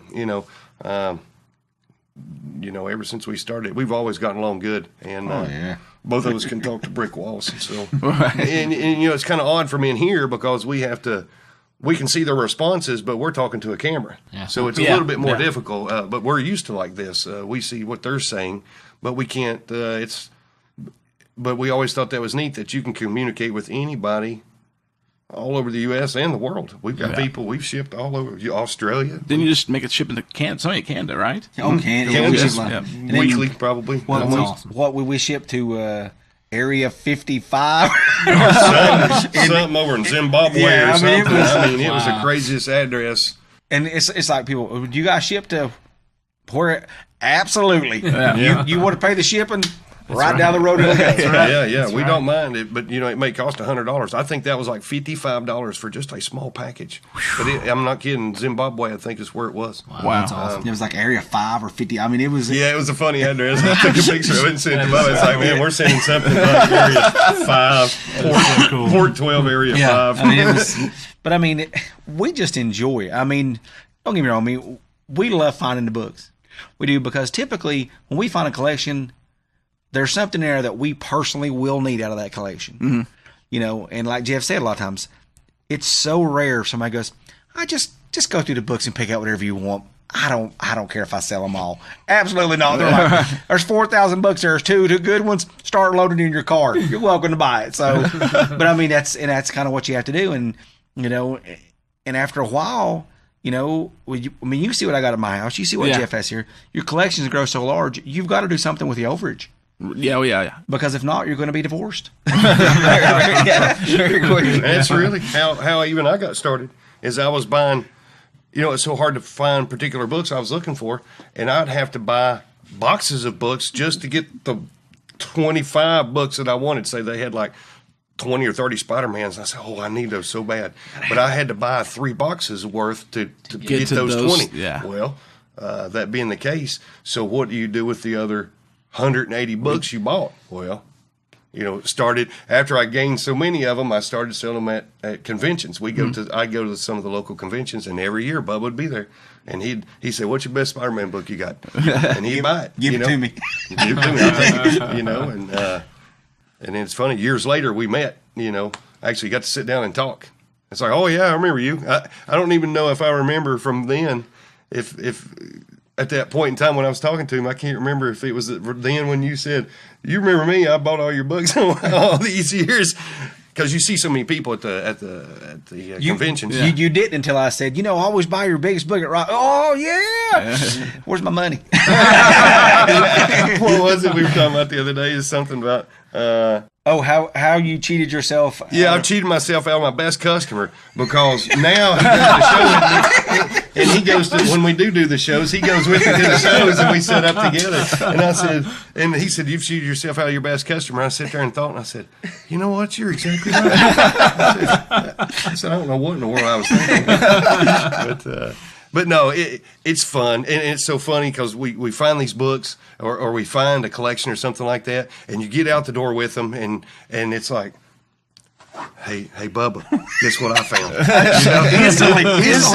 Or we're texting, we're telling each other, it's like, hey, this is what's going on, and it's like, I found some great books finally, and we know we've been digging, there's a lot of duds, you go out there and they either don't want to sell them or what they had was either severely overpriced or it's just not, the stuff's just or the condition. I mean, it's sometimes the condition is just so rough. They're just so bad. Because we always try to bring a quality book. There's a level we won't go below unless it's just Well, I mean, if you go to, and this is something I noticed too, is when, and I'm by no means knocking Rob up at Mount Empire, but when you go to like his back room or you go to see what he's got, and he's brought out a lot of really good stuff too. I mean, the Avengers with the first Vision, that black and red cover. Yes. Oh, it's beautiful. I mean, he's got first Black Panther. He's been bringing a lot of his collection out there to sell. But I've noticed, like, in comparison to what you guys bring, because you do choose to do this, there's a lot of lower grade stuff that Rob sells. A lot of great books still, and I don't want to knock for that. It's just that's what he gets across. But you guys do seem to go above and beyond to make sure you bring the highest quality you can of whatever issue you're trying to. But in his defense, it's easier to sell a $40 book than a $500 book. That's also very, very true. So, I mean, it's... and we'll actually offer alternatives. And that way, I've got this, this book super high grade, but I've got one here that's more of a reader copy, which is what we would call it. Hey, this is a reader, but it's, this is 500, this one's 80. Right. Yeah. There you go. Perfect example. Perfect example. Okay. Right there. Shazam. That's the first appearance of ISIS. Mm-hmm. This one is $200. This one is $100. When you have budgets, maybe you can spend $100, but you can't spend $200. Right. It's obviously lower grade. You can see the difference. You can see these creases here. Mm-hmm. It's got that edge is pretty rough. You see this one, that's nice and straight. I mean, there's, visual differences in the books, but some people will pay the extra amount for the higher dollar book. Right. But that's why we try to offer that option on certain books, because that allows every collector the opportunity to own that book. Which I think is absolutely awesome. That's what I was telling my wife. I said, man, with I was like, you spit out some of the numbers of some of the books you guys sell. She's like, that's so expensive. I'm like, well, in comparison to some books, it's not. But it's. I said, but what I love about what you guys do is you offer some really good, rare, high quality books at a price that people can more honestly afford. Our half price sale we did the other day. Like I wish you could. There was a fly on the wall in my house with that Devil Dinosaur #1. My wife was just like, "You're itching." I was like, "I'm telling you." I don't know how many times I was pre-typing sold. I was like, I'll end up buying it from you definitely. That's going to happen. I love Devil Dinosaur. But and that's awesome that you guys do that. It's. For people who, especially like me, I make good money. I pay all my bills, get to do extra things with my wife, but I don't make tons of money, so I can't afford to buy a $500 book, $600 book, whatever. But there are books that I want that are pretty decent value that because of you guys especially, I'm able to actually attain that. And that not only is just something as a collector that's just really cool, but that's awesome because if you feel like you've achieved something, it's like, man, I've been hunting this for so long. Now I actually, own it. It's in my grasp. So, definitely thank you guys for doing it the way that you guys do, which is awesome. So, but we have to buy in bulk a lot of times. Yes, we can't go buy that book at the comic book store that's asking $100 for it and then turn around and sell it for $100. So our options are limited, but we have to buy in bulk. Mm-hmm. So back to your previous question about saying, oh, we're not paying enough because it's worth more. Yes, there's a spot that we won't, we'll be truthful with people. But, you have to get a good deal to be able to offer good prices to your customers. Yeah. There's a flip side to it. But, we're not going to, you get a good book, it's worth, $100. You don't give them $1 and walk out. It's rare. Now, if we buy 10,000 books and we got them for $1 a piece. $1 a piece. Sure. And there's a $1,000 book in there. Sure. You have to, because you have to. You have to make your money back one way or the other. Right. And there's a point you can't sell all 10,000 books. Yes. Believe it or not. There's a point you reach, you'll sell probably a quarter to half of the collection, and that's it. The rest of it, I guess if you did shows the rest of your life, and lugged around. Put them out there for $4. Yeah. 10 for $1. But how long are you going to do that? Right. Wow. So to be able to move through books like we do. Got them at that. I know. One of the guys that's on the auction, Leo Fritz, I've talked about it, or Fitz, about there was key 29.9 issues I've been looking for. He happened to have 6 that I wanted, but he had a stack of, I think it was like 38, maybe 40 29.9s. He's like, I'll sell them all. I was like, well, I'm going to sell them all, which is fine. So I was like, okay. So I had to look and see what he got, and I really thought in my head, okay, I'm going to spend this much money. I only need these.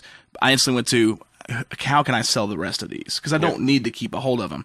Thankfully, blessed out with what Leo had and the condition that he had, every dime that I spent, those 6 issues I needed, I didn't pay a dime for it in the long run. Because I was able to turn around and flip that too. But then sell them for a pretty good, cheap price too. Because I stopped thinking, I was like, okay, I'm going to sell these one at a time. How much am I going to spend? Can I give it to somebody who wants it? That's going to be a lot cheaper than they would spend. Very similar to when I bought that big run of Spider-Mans from you. Yes. There's a lot that I didn't need, but ones that I definitely wanted to make sure and have, especially the McFarlane art ones. But then there was a lot of sets, the Electro story that was in there. the Punisher one. So there was a couple of those. I'm like, cool. Well, I looked and say, okay, well, this set's selling for $20. I'm gonna sell something for 10. And to help me recoup that, because it is. I mean, I think it's cool that you guys do that. So I knew that for me, even though it's nothing on the same level you guys do, I'm like, hey, what can I? It's the same idea. Yeah. It's just, 3 sets I could have sold for $35-$40 that were in that I bought from me. I would have covered all of it.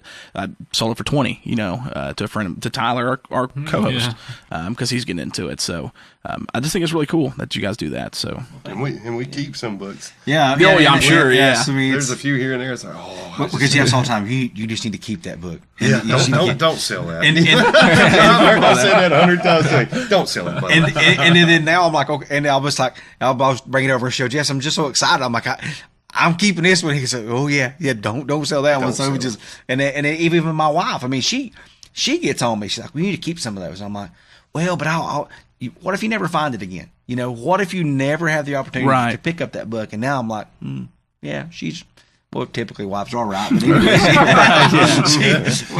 we'll edit that out later. Yeah, like you were talking about earlier, there's nostalgia collectors, kind of like yourself, I think, that remember stuff from their childhood and they're going back and getting it.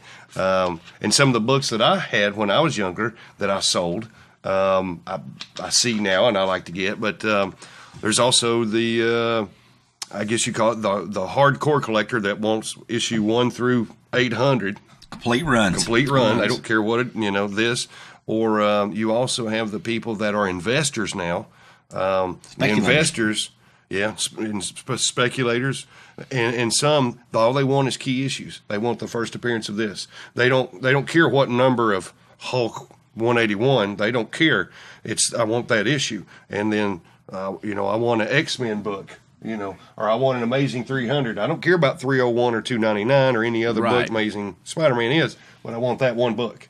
We call it, and there's nothing wrong with that because you fill your collection up with nothing but key issues. Yeah. And that's hard to do. It's expensive. But that's all investments. But that's a long-term investment. They're not really into comic books so much, but the comic books they want are the key ones because there's a lot of filler books out there. I think that's where I fall into. For me personally, is nostalgic and then key issues. You know what I mean? Like 300 is a perfect example. I don't care about 301 or 299, but I want 300 because of Venom. Favorite character, that's why I want that issue, or I want this specific issue of Godzilla. Well, no, Godzilla, it's all of it. It don't matter, right. Even if it's terrible. But that's one of the things that's really cool. That's explained to my wife. She's like, "Well, how do you want to do it?" I'm like, "I just want certain ones. There's just certain things from my childhood, and then things I really like that I just want to have. Like Spawn #1, would love to have it. Spawn #9 would love to have that, but the rest of them, I got them both. Come over and see. I already sell it. You can buy his, but there's some right there with his arms reaching. I mean, literally, you can reach over and go. At some point, I'm going to have to start buying from Jeff, or at least 1 or 2 from Jeff. That's all right. But yeah, there was. You hit on a subject, and we started talking about the Spawn, and it threw me off. But it's very typical, and there's nothing wrong with that.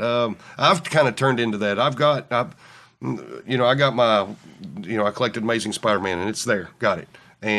But now I want key issues also. Mm-hmm.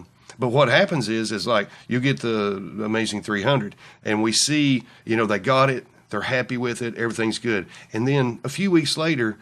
They'll come back and get the first appearance of Carnage, like 361, right? 361. Yep. It's still an Amazing Spider-Man book, right? Right. 150. Yeah. 150. So, but it's somebody like you that likes Venom. Now you got your Venom book. Where do I go from here? There, yeah. And it's like it's the progression. Carnage. That's true. Carnage, bang! I'll get Carnage, and it's like, where do I go from there? Well, maybe I'll get. The Venom Lethal Protector series. Mm-hmm. We see them start to spread out, and we've seen it. I mean, firsthand. Somebody will buy one book off of us, and they'll come back a few weeks later, and they'll buy that. We call it the progression book. Yep. It's the next book in the logical thought process. Or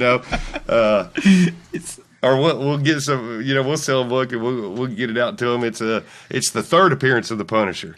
Well, guess what? 2 weeks later they want the first appearance. Yeah. We see that a lot. It's very typical. It's just I guess the normal mind thinking, and I'm guilty of it. But we enjoy it though. I mean, we do. We love for somebody to kind of get that book they want, and then be satisfy that particular urge, And then, we enjoy them coming back in and go, hey, I'm looking for this now or that now. And you guys do great about looking, hey, you say all the time, I might have it. I think I got it at home, That's probably the running joke.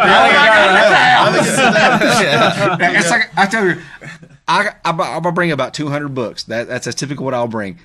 200 out of 6,000. Yeah. So you've got a lot at the house. He's got to guess, you got to guess what. Where Jeff, it's left and right. Yeah, they're all right here, he can right. pick everything up. Me, and I'm pretty good at it. If you've got it, get it. That's the way I always thought. But it's definitely easier for me if they call in a random book. But it's hard to have, out of so many comic books. Then there's millions of them, billions of them out there. Yeah, it's hard to have the one that they say. Oh hey, yeah, And a lot of times, just like the Ultimate Spider-Man we were talking about, Yes. Dead Spider-Man. That it is hard to pick the certain well, ones. see now that the particular book you were looking for, I just purchased. Well, the guy I buy from, he's in Charlotte and he's got over 60,000 comic books minimum at any time. He sent me the spreadsheet of his comic list. Jeff, he wanted, what was it, Aquaman 1. Mm-hmm. He said, I'm looking for an Aquaman 1. I said, give me about 15 minutes. Call it. And I'd literally come back, dude, he's got it. I've seen we'll scroll up that list. I have yet. Let's keep it running. Yet to contact him. You got this book, and him tell me no. Wow. So, but and I happened word of mouth. He knew a guy. I knew a guy, and they're like, hey, he's collecting now. And it's just, Jeff had so many more books than me when we started. It was just my extras. Remember, I was just, it was mostly Amazing Spider-Man stuff. There was some good Amazing Spider-Man stuff. It was all my extra good ones. And it's just over time. I've just been able just to meet people and buy books and, me and Jeff have been very fortunate on some of the stuff we found. We have, we've pounded the pavement looking for books. Oh, definitely. No doubt.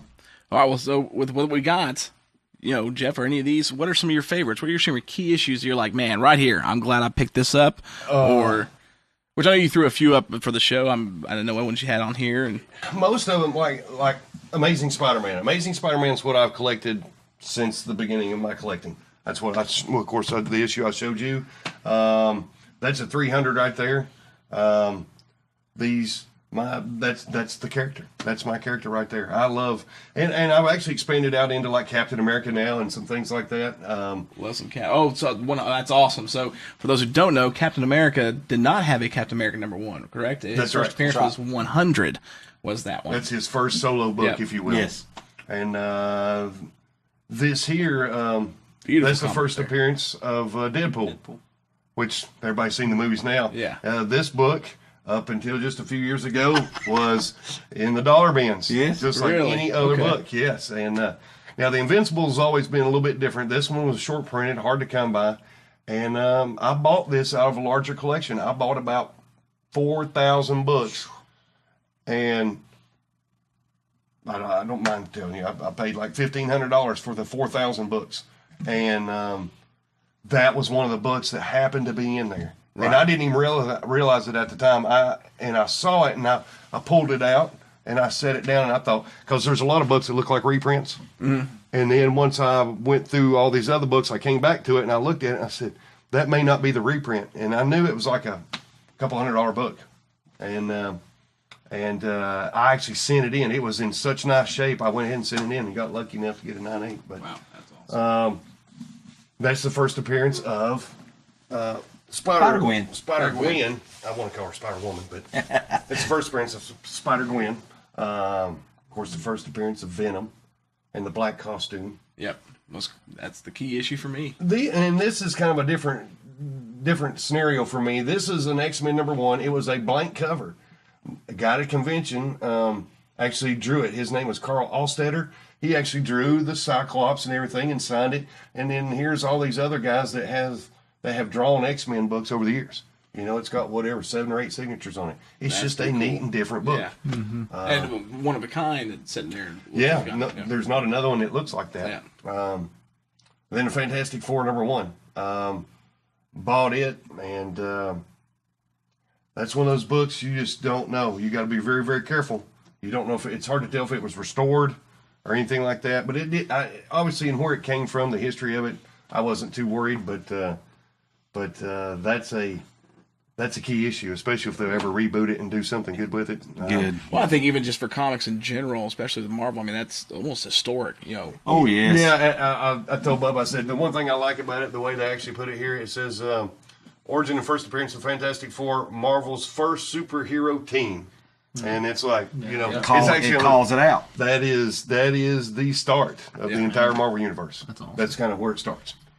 so cool. And then our What If, that's a fun book. That is If Venom possessed super Deadpool. low print run. This is super low. This is by Scotty Young. 2014, right? 2013, 2014? I can't remember the What's it say? year. 2011. Oh, Sorry. 2011. Okay. It's a hilarious story. Oh, man, it had to be. Venom gets on Deadpool, and He possesses he Deadpool. He possesses Deadpool, and Deadpool runs his mouth so much, Venom finally gets tired of him and leaves. So the book's hilarious, but it's a short print run, and it caught on. That's Scotty Young, a hot artist. Very hot artist right now. And it caught on years after it was actually released, and it's been a big hit ever since. That's awesome. Bubba, what about you? Did you bring any? I mean, that you got, or? Like I said, I just brought some more for show. Like I said, the first appearance of Guardians of the Galaxy, everybody's all Guardians of the Galaxy. Right. Over here. Yes, and right beside of it, it's actually Incredible Hulk 271. This is what you would consider the second wave of Guardians of the Galaxy. That's the first appearance of Rocket Raccoon. And then right now, the Alias, the Jessica Jones. That's the first Jessica Jones in Alias. And then here's the first Gambit from the X-Men, and as I said earlier, the first Iron Fist, where Again, so just a quick plug, Justin. When you watch this, he asked questions later. One of the things was he talked about his most wanted comic. Is that one the first appearance of Gambit's right there? Oh, and so they've got it. The first one. Listen, it's for sale. Listen, bring him to the house, and we'll go to the war room. Well, he lives like 3 states away, so that's all right. You can still just to bring bring him over. Yeah. Check it out. Yeah, right. I got to get him in my clutches. But no, I mean, for me, I mean, this is just typically some of the books that I would bring to run on auction. Mm-hmm. But each collector is different, and each collector is unique in what they like and what they look for. Right. And that's why we do have such a diverse variety of what we have here. Which I brought a few here of mine because I had to. I was just like, I got to show Jeff and the guys. This was actually, it may not be in the great shape you've seen, but this was when it came out. I bought 2 issues, kept this one put in the bag, and read the other one. So this one has been opened maybe once or twice for me from the stand, and actually got Sam De La Rosa to sign that one. Right. And for just to have him, Roy Thomas signed it as well. Roy was even like, I didn't do anything with it. Oh, I there it is. I said, yeah, but you're Roy Thomas, so just go ahead and sign it for me, That's why you guys are always selling those. And Sarah's like, you can buy another one? I said, I got mine. Like, right there is huge for me.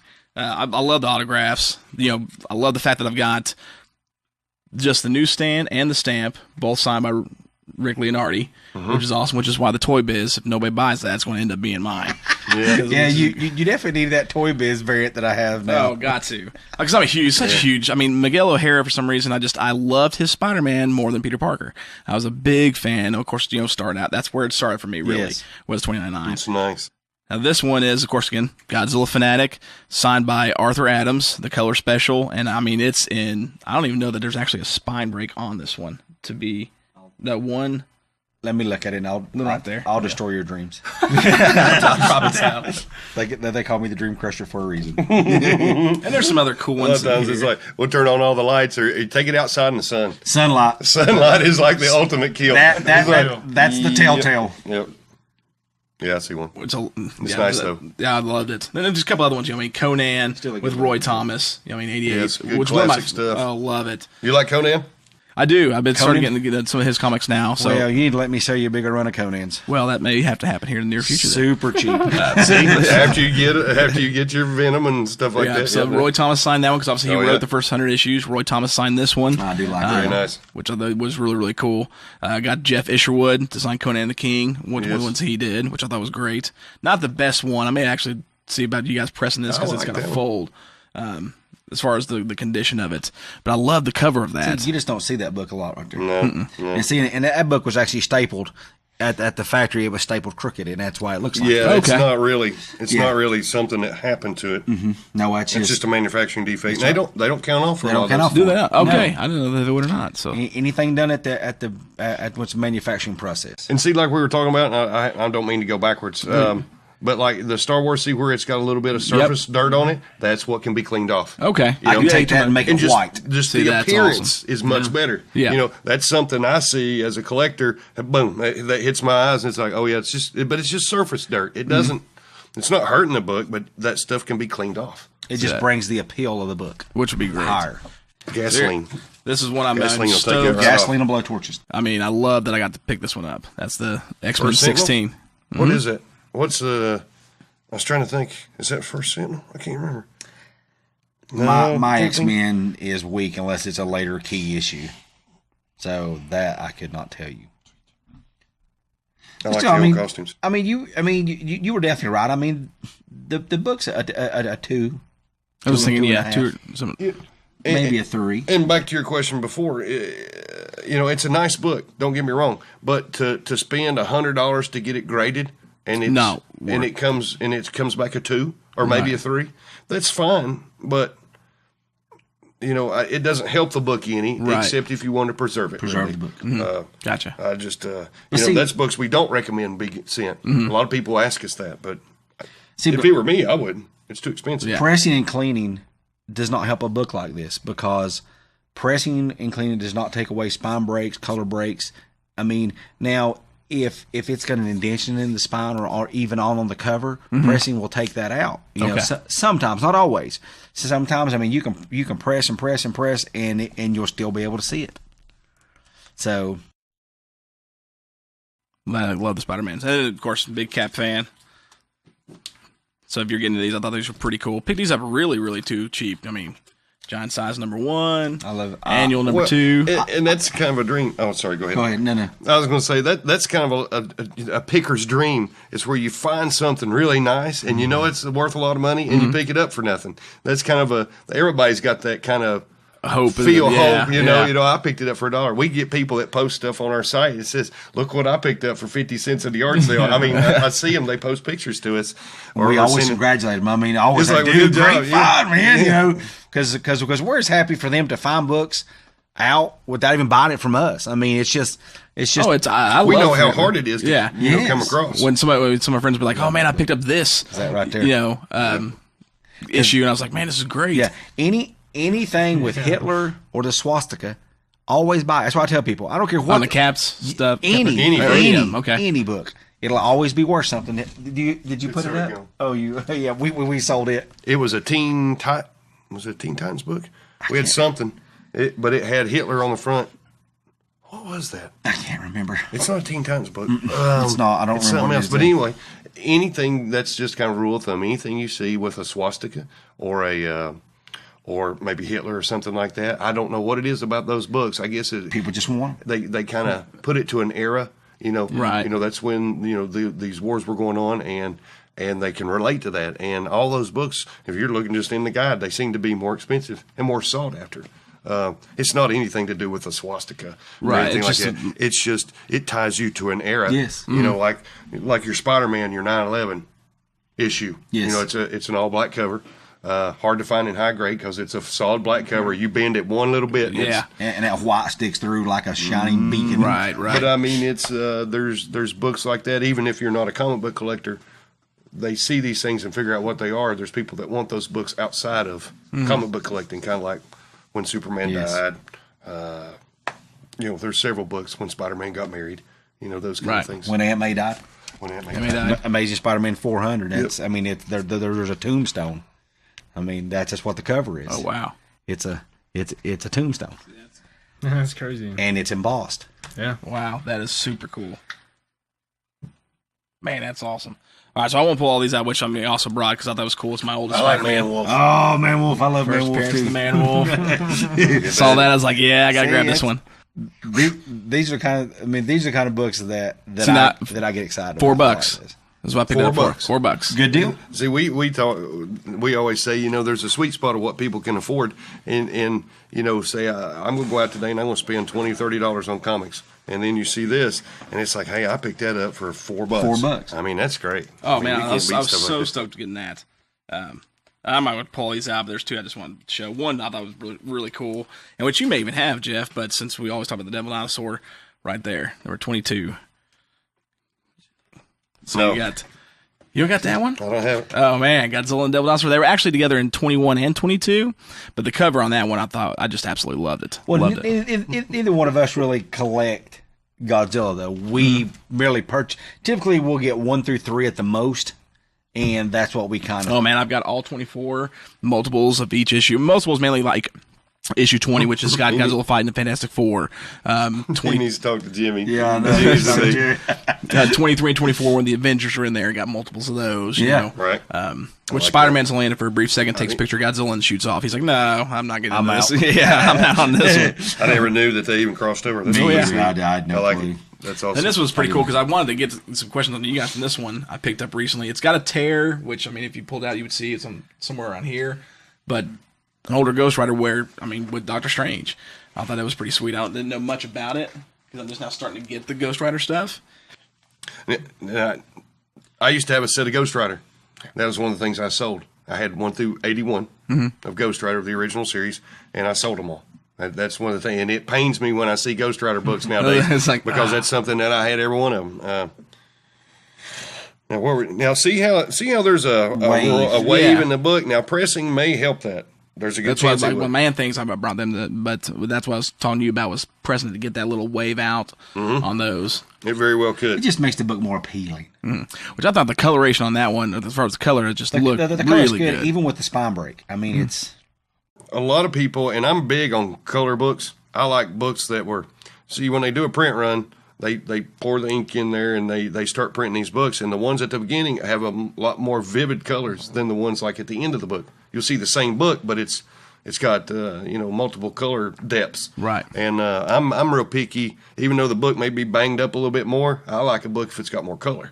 Yeah, I'd prefer. Yeah, one of the big key reasons why I wanted another Godzilla #1 was just really the color was huge on it. You can have that dark orange background versus a blandish, whatever, a yellowed look to it. It's much prettier when it's vivid, that orange. Oh, definitely. And the green of Godzilla is a lot.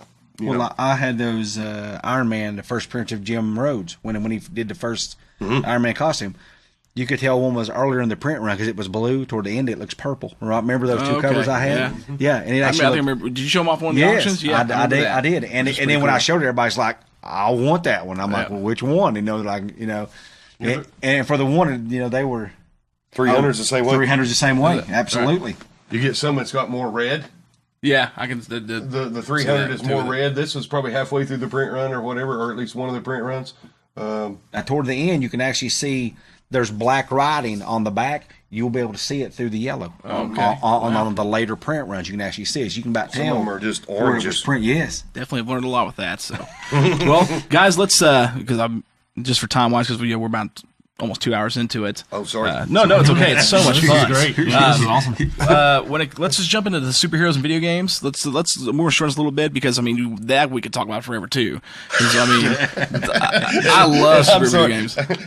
I'm ignorant when it comes to this. I'll lend my 2 cents, but I'm not keen in it as much as I'd like to be. We'll keep it super simple. I mean, video games been around forever. First superhero video game was Superman, unfortunately, because they could have picked. But it's 1979. Superman's Atari came out, but I mean, it just kept going from there. And we see superhero games all across the board. Lego Marvel's games, Lego DC games, great games. DC versus Mortal Kombat. A lot of crossovers. But let's keep this one super simple and sweet. Because I know we got some questions that some people have asked. We will get to favorite superhero video game that ever. Doesn't matter what system. Nintendo, Xbox. But we'll start with you and we'll run right down. Gosh. About anything Spider-Man. I mean, even though the early Spider-Mans, they were horrible. And the early X-Men, even on the NES, was horrible. Oh, man. Danger Room was a great, I mean, the graphics, at that time I thought, oh my gosh, they're so good. But I play something on the PS4 now, and I go back to play my 8-bit NES and or my 16-bit SNES. I'm like, oh man, it's just it's. But I still enjoy the games. I mean, I've always enjoyed just because the collecting of Amazing Spider-Man comic books. Any Amazing Spider-Man video game I've always liked.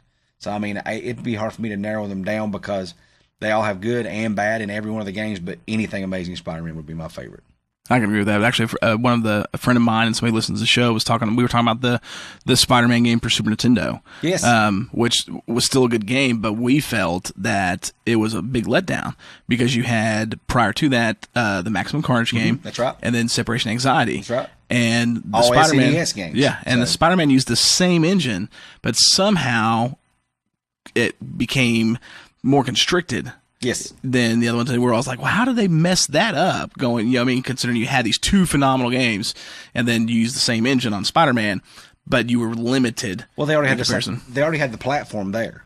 They already had the platform, but I don't know if they were trying to transition him into so it wouldn't feel so much like the Carnage games or even the Separation Anxiety. True, because I think they definitely have their own feel of yes. a lot of. And I don't know if they were trying to transition that game in particular.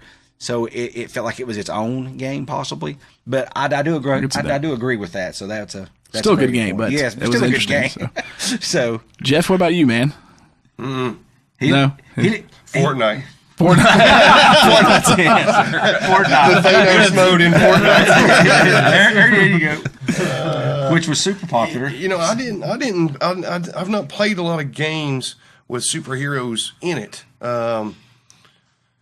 We were joking earlier about Grand Theft Auto. Actually had a hack later on that had a Spider-Man hack in it, and that was probably the first time that I actually played a game with a superhero in it.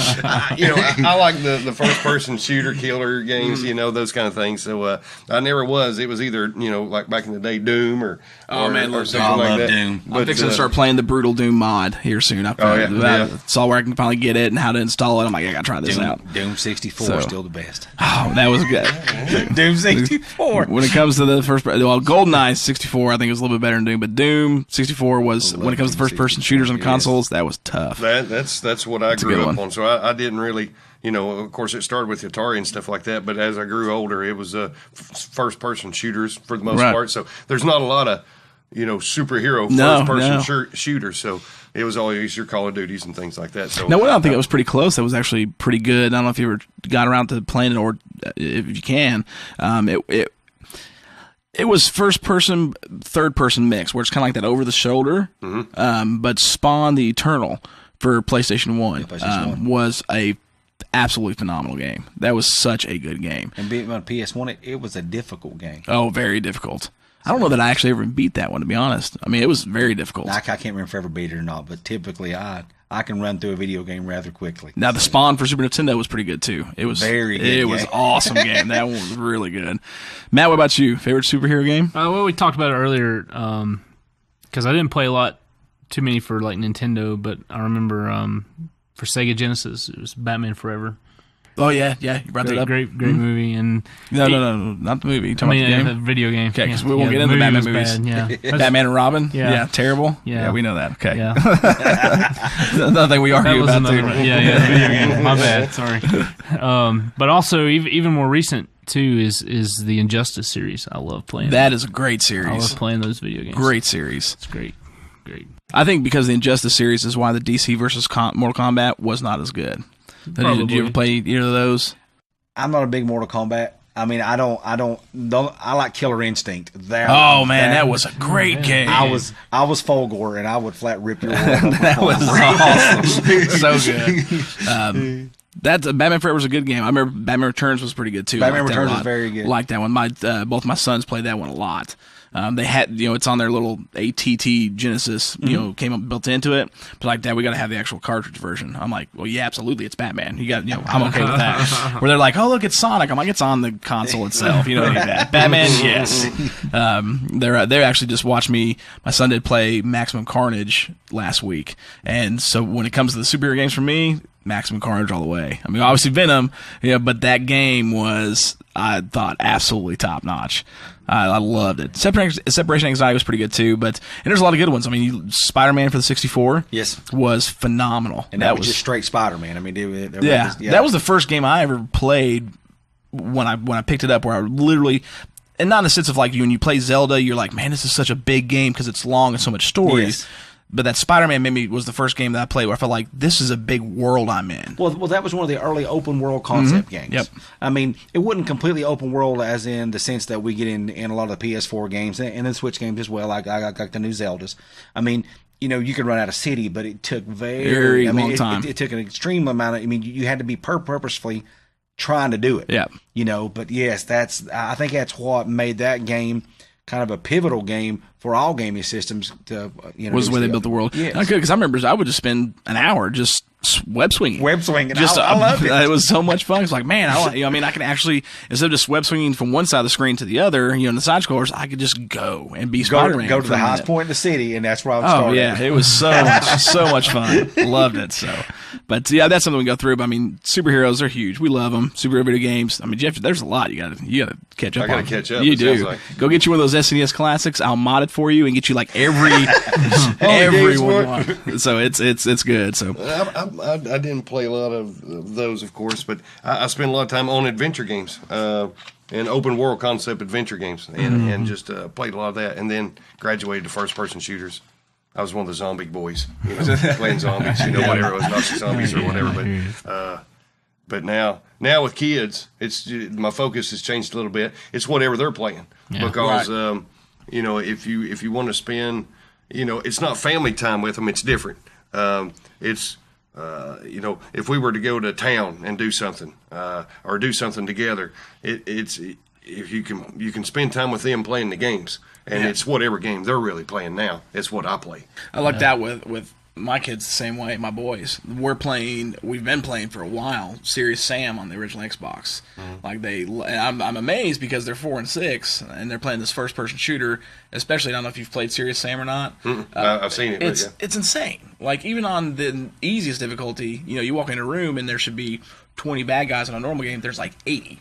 It's just they don't. It's Serious Sam because you can't take it serious, but they love it, and that's something I love. They're playing that game, and I get to play that game with them. So I definitely get where you're at on that one, because that's so much fun with them.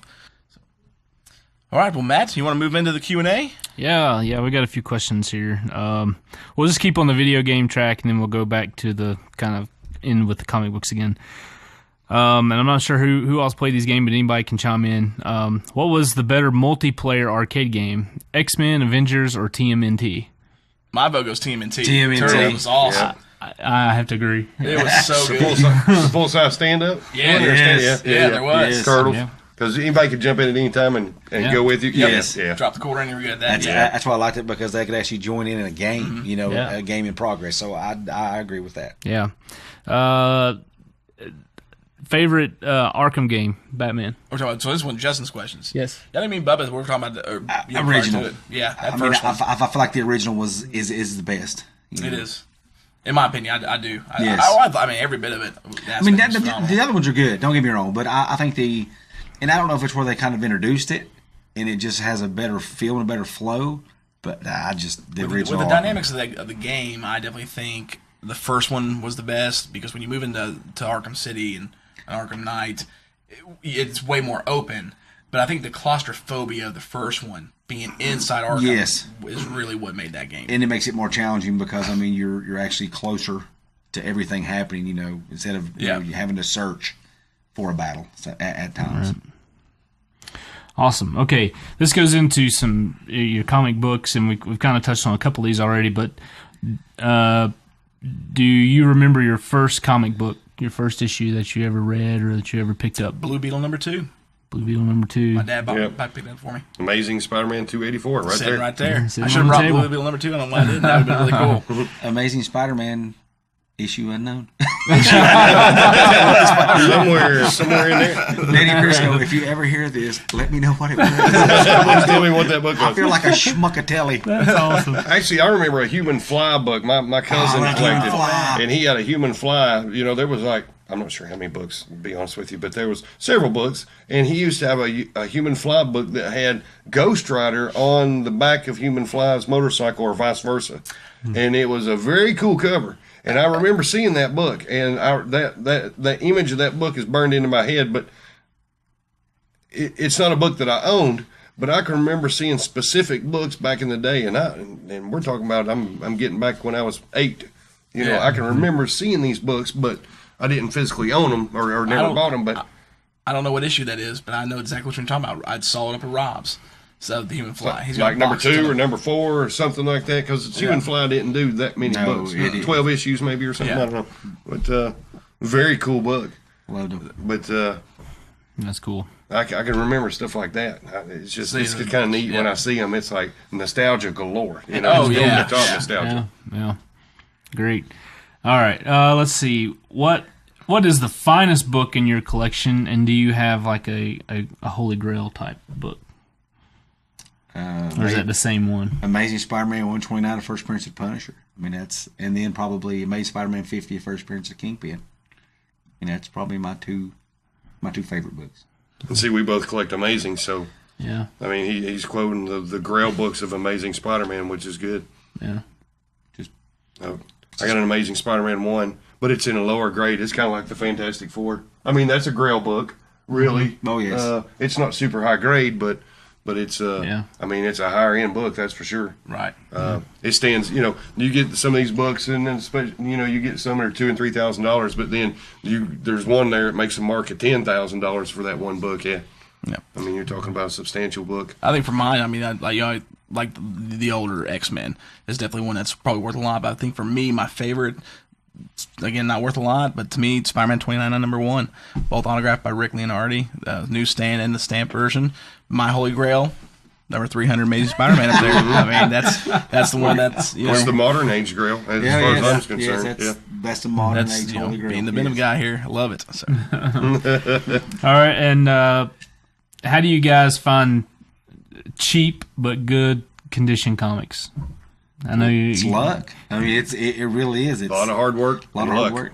A lot of looking at Let Go, Facebook, Craigslist, word of mouth. You know, it's more luck than, I mean, it truly is luck. I mean, because we went out to look at comic books, and it's not what I would consider a quality collection. Let's put it like that. You know, and nobody wants a book that's just beat to death. Yeah, rat hole beat to death. You know, nobody will buy that, and we wouldn't expect to sell it. But there's no easy answer to that one question. I bet you have to love the hobby. I mean, that's for sure. And I guess I'd be a yard sale nut if I did yard sales more. But just going through stuff, I love finding a box of books. Yeah, just flipping through the books. That next one could be the one. You know, when you're flicking through it. I mean, it's not easy. It's looking at a lot of stuff. You know, I mean, I love hitting up the antique shops or the flea markets. I mean, I remember when I was touring in the band full time. It's literally stroke of luck. We were in Montana. We were in New Mexico. Don't remember what town we're in. We were leaving Santa Fe or going to. Pulled off at a Taco Bell to eat. And a couple of us got done, walked out back to our van, and we saw a little hole-in-the-wall Goodwill store. I mean, not like the ones we see around here that are somewhat decent. I mean, small hole in the wall. Like, let's go over there, see what they got. I walk in one of the cases, they have just a bunch of old video games. They had the original Super Mario Brothers single edition, not the double with Duck Hunt or the triple one, single, in box with booklet. Super Mario Brothers 2, in box with booklet. Super Mario Bros. 3, in box with booklet. All in great condition, 99 cents a piece. Unreal. Picked all them up, sold them for $150. That's what I'm saying. So it's like, I was like, oh, I'm going to do this, you know. So it is. I mean, luck. I mean, putting the work in to look for it. But if you look, you will come across them. Yes, you should. You will. Sooner or later, you'll find it. Sometimes you can get super lucky. It's such a good payoff. Yeah. It's the adrenaline you get from it. It's just like what am I going to find? Yes. You're like the question is, did he give him $5 a piece for him, or did he just did you really pay 99 cents? I promise you. 99 cents. But you didn't feel bad and give him $5 a piece. Had a goodwill? No, not at all. That's part of the fun, and that's part of the fun. Well, I mean, actually, that was a great find for us because, if I'm not mistaken, our lead guitar player is a huge fanatic, and it's a great game called Earthbound. I loved Earthbound. Now, it wasn't. It had the box, if I'm not mistaken. I know it had the game, but I think it had the box, no instruction manual, and I think he paid like $5, $4 or $5 for it, next to nothing. Gosh. I mean, that's a game that sells for over $100. Yeah, wow. $100 for it. You know, I picked up Altered Beast in box. Such a good game, so hard. I love it. In box with booklet, $1. Yeah, I mean, that's amazing. That's good. Amazing. But that's some of the things you hope to get. Typically, and we can't wait to find those. You know, but you know, if we got people buying books every week, we need to put something out for them. Right. So we can't dig through everything and just hope we'll find something. There's points in time that you have to. Hey, this is a pretty nice collection. Leap of faith. Yeah, we need to just go ahead and just buy it. I hope there's more books in there. You know, you just do things like that. But yeah, we're always hoping we'll find the big, you know, there's an Amazing Fantasy, you know, first appearance of Spider-Man, or here's an Action Comics 1. Yeah, it's like everybody'd love to find it, but yeah, those are very few and far between. I mean, I've been collecting for 30 years, and I've found some good things for my personal collection over the years, but I've still yet to find something huge. Yeah, right. And I mean, just huge. I agree. I mean, I've yet to find that one. I'm like, you know, pick it up and you're shaking. Yeah, it's like, is this really this book? It's $1. Yeah. A lot of people know about comic books nowadays. It's not something that people aren't familiar with. Yeah, 70s and 80s, 80s especially, and I guess even 90s, when things were starting to get a little hot and starting to take off, there was a lot of people out there that did not know. But now comics are so widespread, you know, with the movies and everything else. Who has not, you know, if you're an 80-year-old person and you have grandkids, just because you have grandkids, you know about these characters in these movies. So there's not as much hidden anymore about comics as there used to be. True, it's very true. So you people know they've got something. They know they got something. They know they got something. Oh yeah. Was there any more Q&A? That was it. Other than how'd you break your hand? I'm just kidding. That's the first question I asked him. He was looking through a box of comics, playing a video game. The Gators lost to Kentucky. That's what we're going to blame it on. Man, that's just, you know what? And I was busy too when talking about that game, and I was like, I got to watch the game, you know, because I don't miss the Gator games. I was born at Chance Hospital at the University of Florida, so I was born a Gator, I'll die a Gator. Don't miss the Gator games. For some reason, I missed it. It was almost like God going, don't watch this game. Because you're not going to like it. He was trying to avoid the stress. Yeah, because that would have been rough. 1979, last time they beat us. Not anymore, so. All right, well, guys, again, thank you so much for letting us come out here and do this. I mean, obviously, for those of you watching and those of you listening, because I will put this up at both formats, give Heroes Hangout a like on Facebook. Check them out. If you're a comic book fan, you're not going to find a group of dudes that won't hook you up the best way possible. Saturday night, 7 to 11. That's right. Saturday night, 7 to 11. Sometimes, occasionally Thursdays, but they let you know. We like to have a surprise show. Yep, sometimes. So follow us and you'll get notifications as soon as we go on. Mm-hmm. So, and they do a great job, and they know what they're talking about. I mean, they nail the gradings on these things almost to a T when they tell you about it. You won't get anything that's not in great condition. I mean, I enjoy knowing you guys, enjoy being friends with you guys. I love that you guys do what you do. So thank you so much for joining us with this. Thanks for having us on. Thanks for having us. Dude, it's been a blast. Yeah, awesome. So I think the only way we can sign out on this before we go is we've got the hammer on the table. The mighty hammer. I thought it was like an intimidation thing. Oh, no. So he's been moving around like nothing all day long. That's weird. I don't know if you can do it now, dude. We always wanted to try to get something, and actually the idea come out of the logo. If you see our logo, see Thor's hammer. Yep. We were trying to replace, of course, letters with stuff, and this come up. Somebody mentioned it. I don't remember who it was, but they said we had when we first started. We had like a I don't know. It wasn't a hammer. No, I forget but we what had it something. We'd be embarrassed to go back and look Sold. at the old video. Yeah, we'd go, sold. And it might have been a Mountain Dew bottle or something. But somebody said, you need to get a hammer. You need to get Thor's hammer. And that'd be your gavel, when you're done at the end of the auction, man. And I thought, we're a bunch of dummies. You're exactly right. That's exactly what we ought to have. So I scoured the internet and got one off Amazon. It's just good phone because you never know where this thing might be thrown. It's signed too, though, isn't it? Well, yeah. Go ahead, show me. It's signed. It's actually. Well, and the weird thing is I actually found a Deadpool mask, and I wore it on one of the shows, and everybody's started calling me Bubba Pool. Okay, that's why it's on the okay. Bubba Pool needs to sign the hammer. I said he's worthy to sign it. That's great. And then now Stan Lee, they said we had a lot of signed books and do all the time, and they said, well, you need to, Stan Lee and Todd McFarlane need to sign that too. And it came up during one of the shows because we'd have Stan Lee sign books and Todd McFarlane sign books. And it's like, well, they've not signed the hammer. And it's like, well, yeah, And so I said, now the hammer's work. Because somebody asked, could they buy that? And I said, well, yeah, everything's for sale. And they said, but if Stan Lee and Todd McFarlane signed it, it's worth a whole lot more now. So that's basically I was wondering where that had come from. So, well, hey, man. Sign us out with that thing. Give it a good smackdown. All right. Have a good night, everyone. See ya. Complete, man. I ain't got time to lose. I need invincible. Ready, Jack?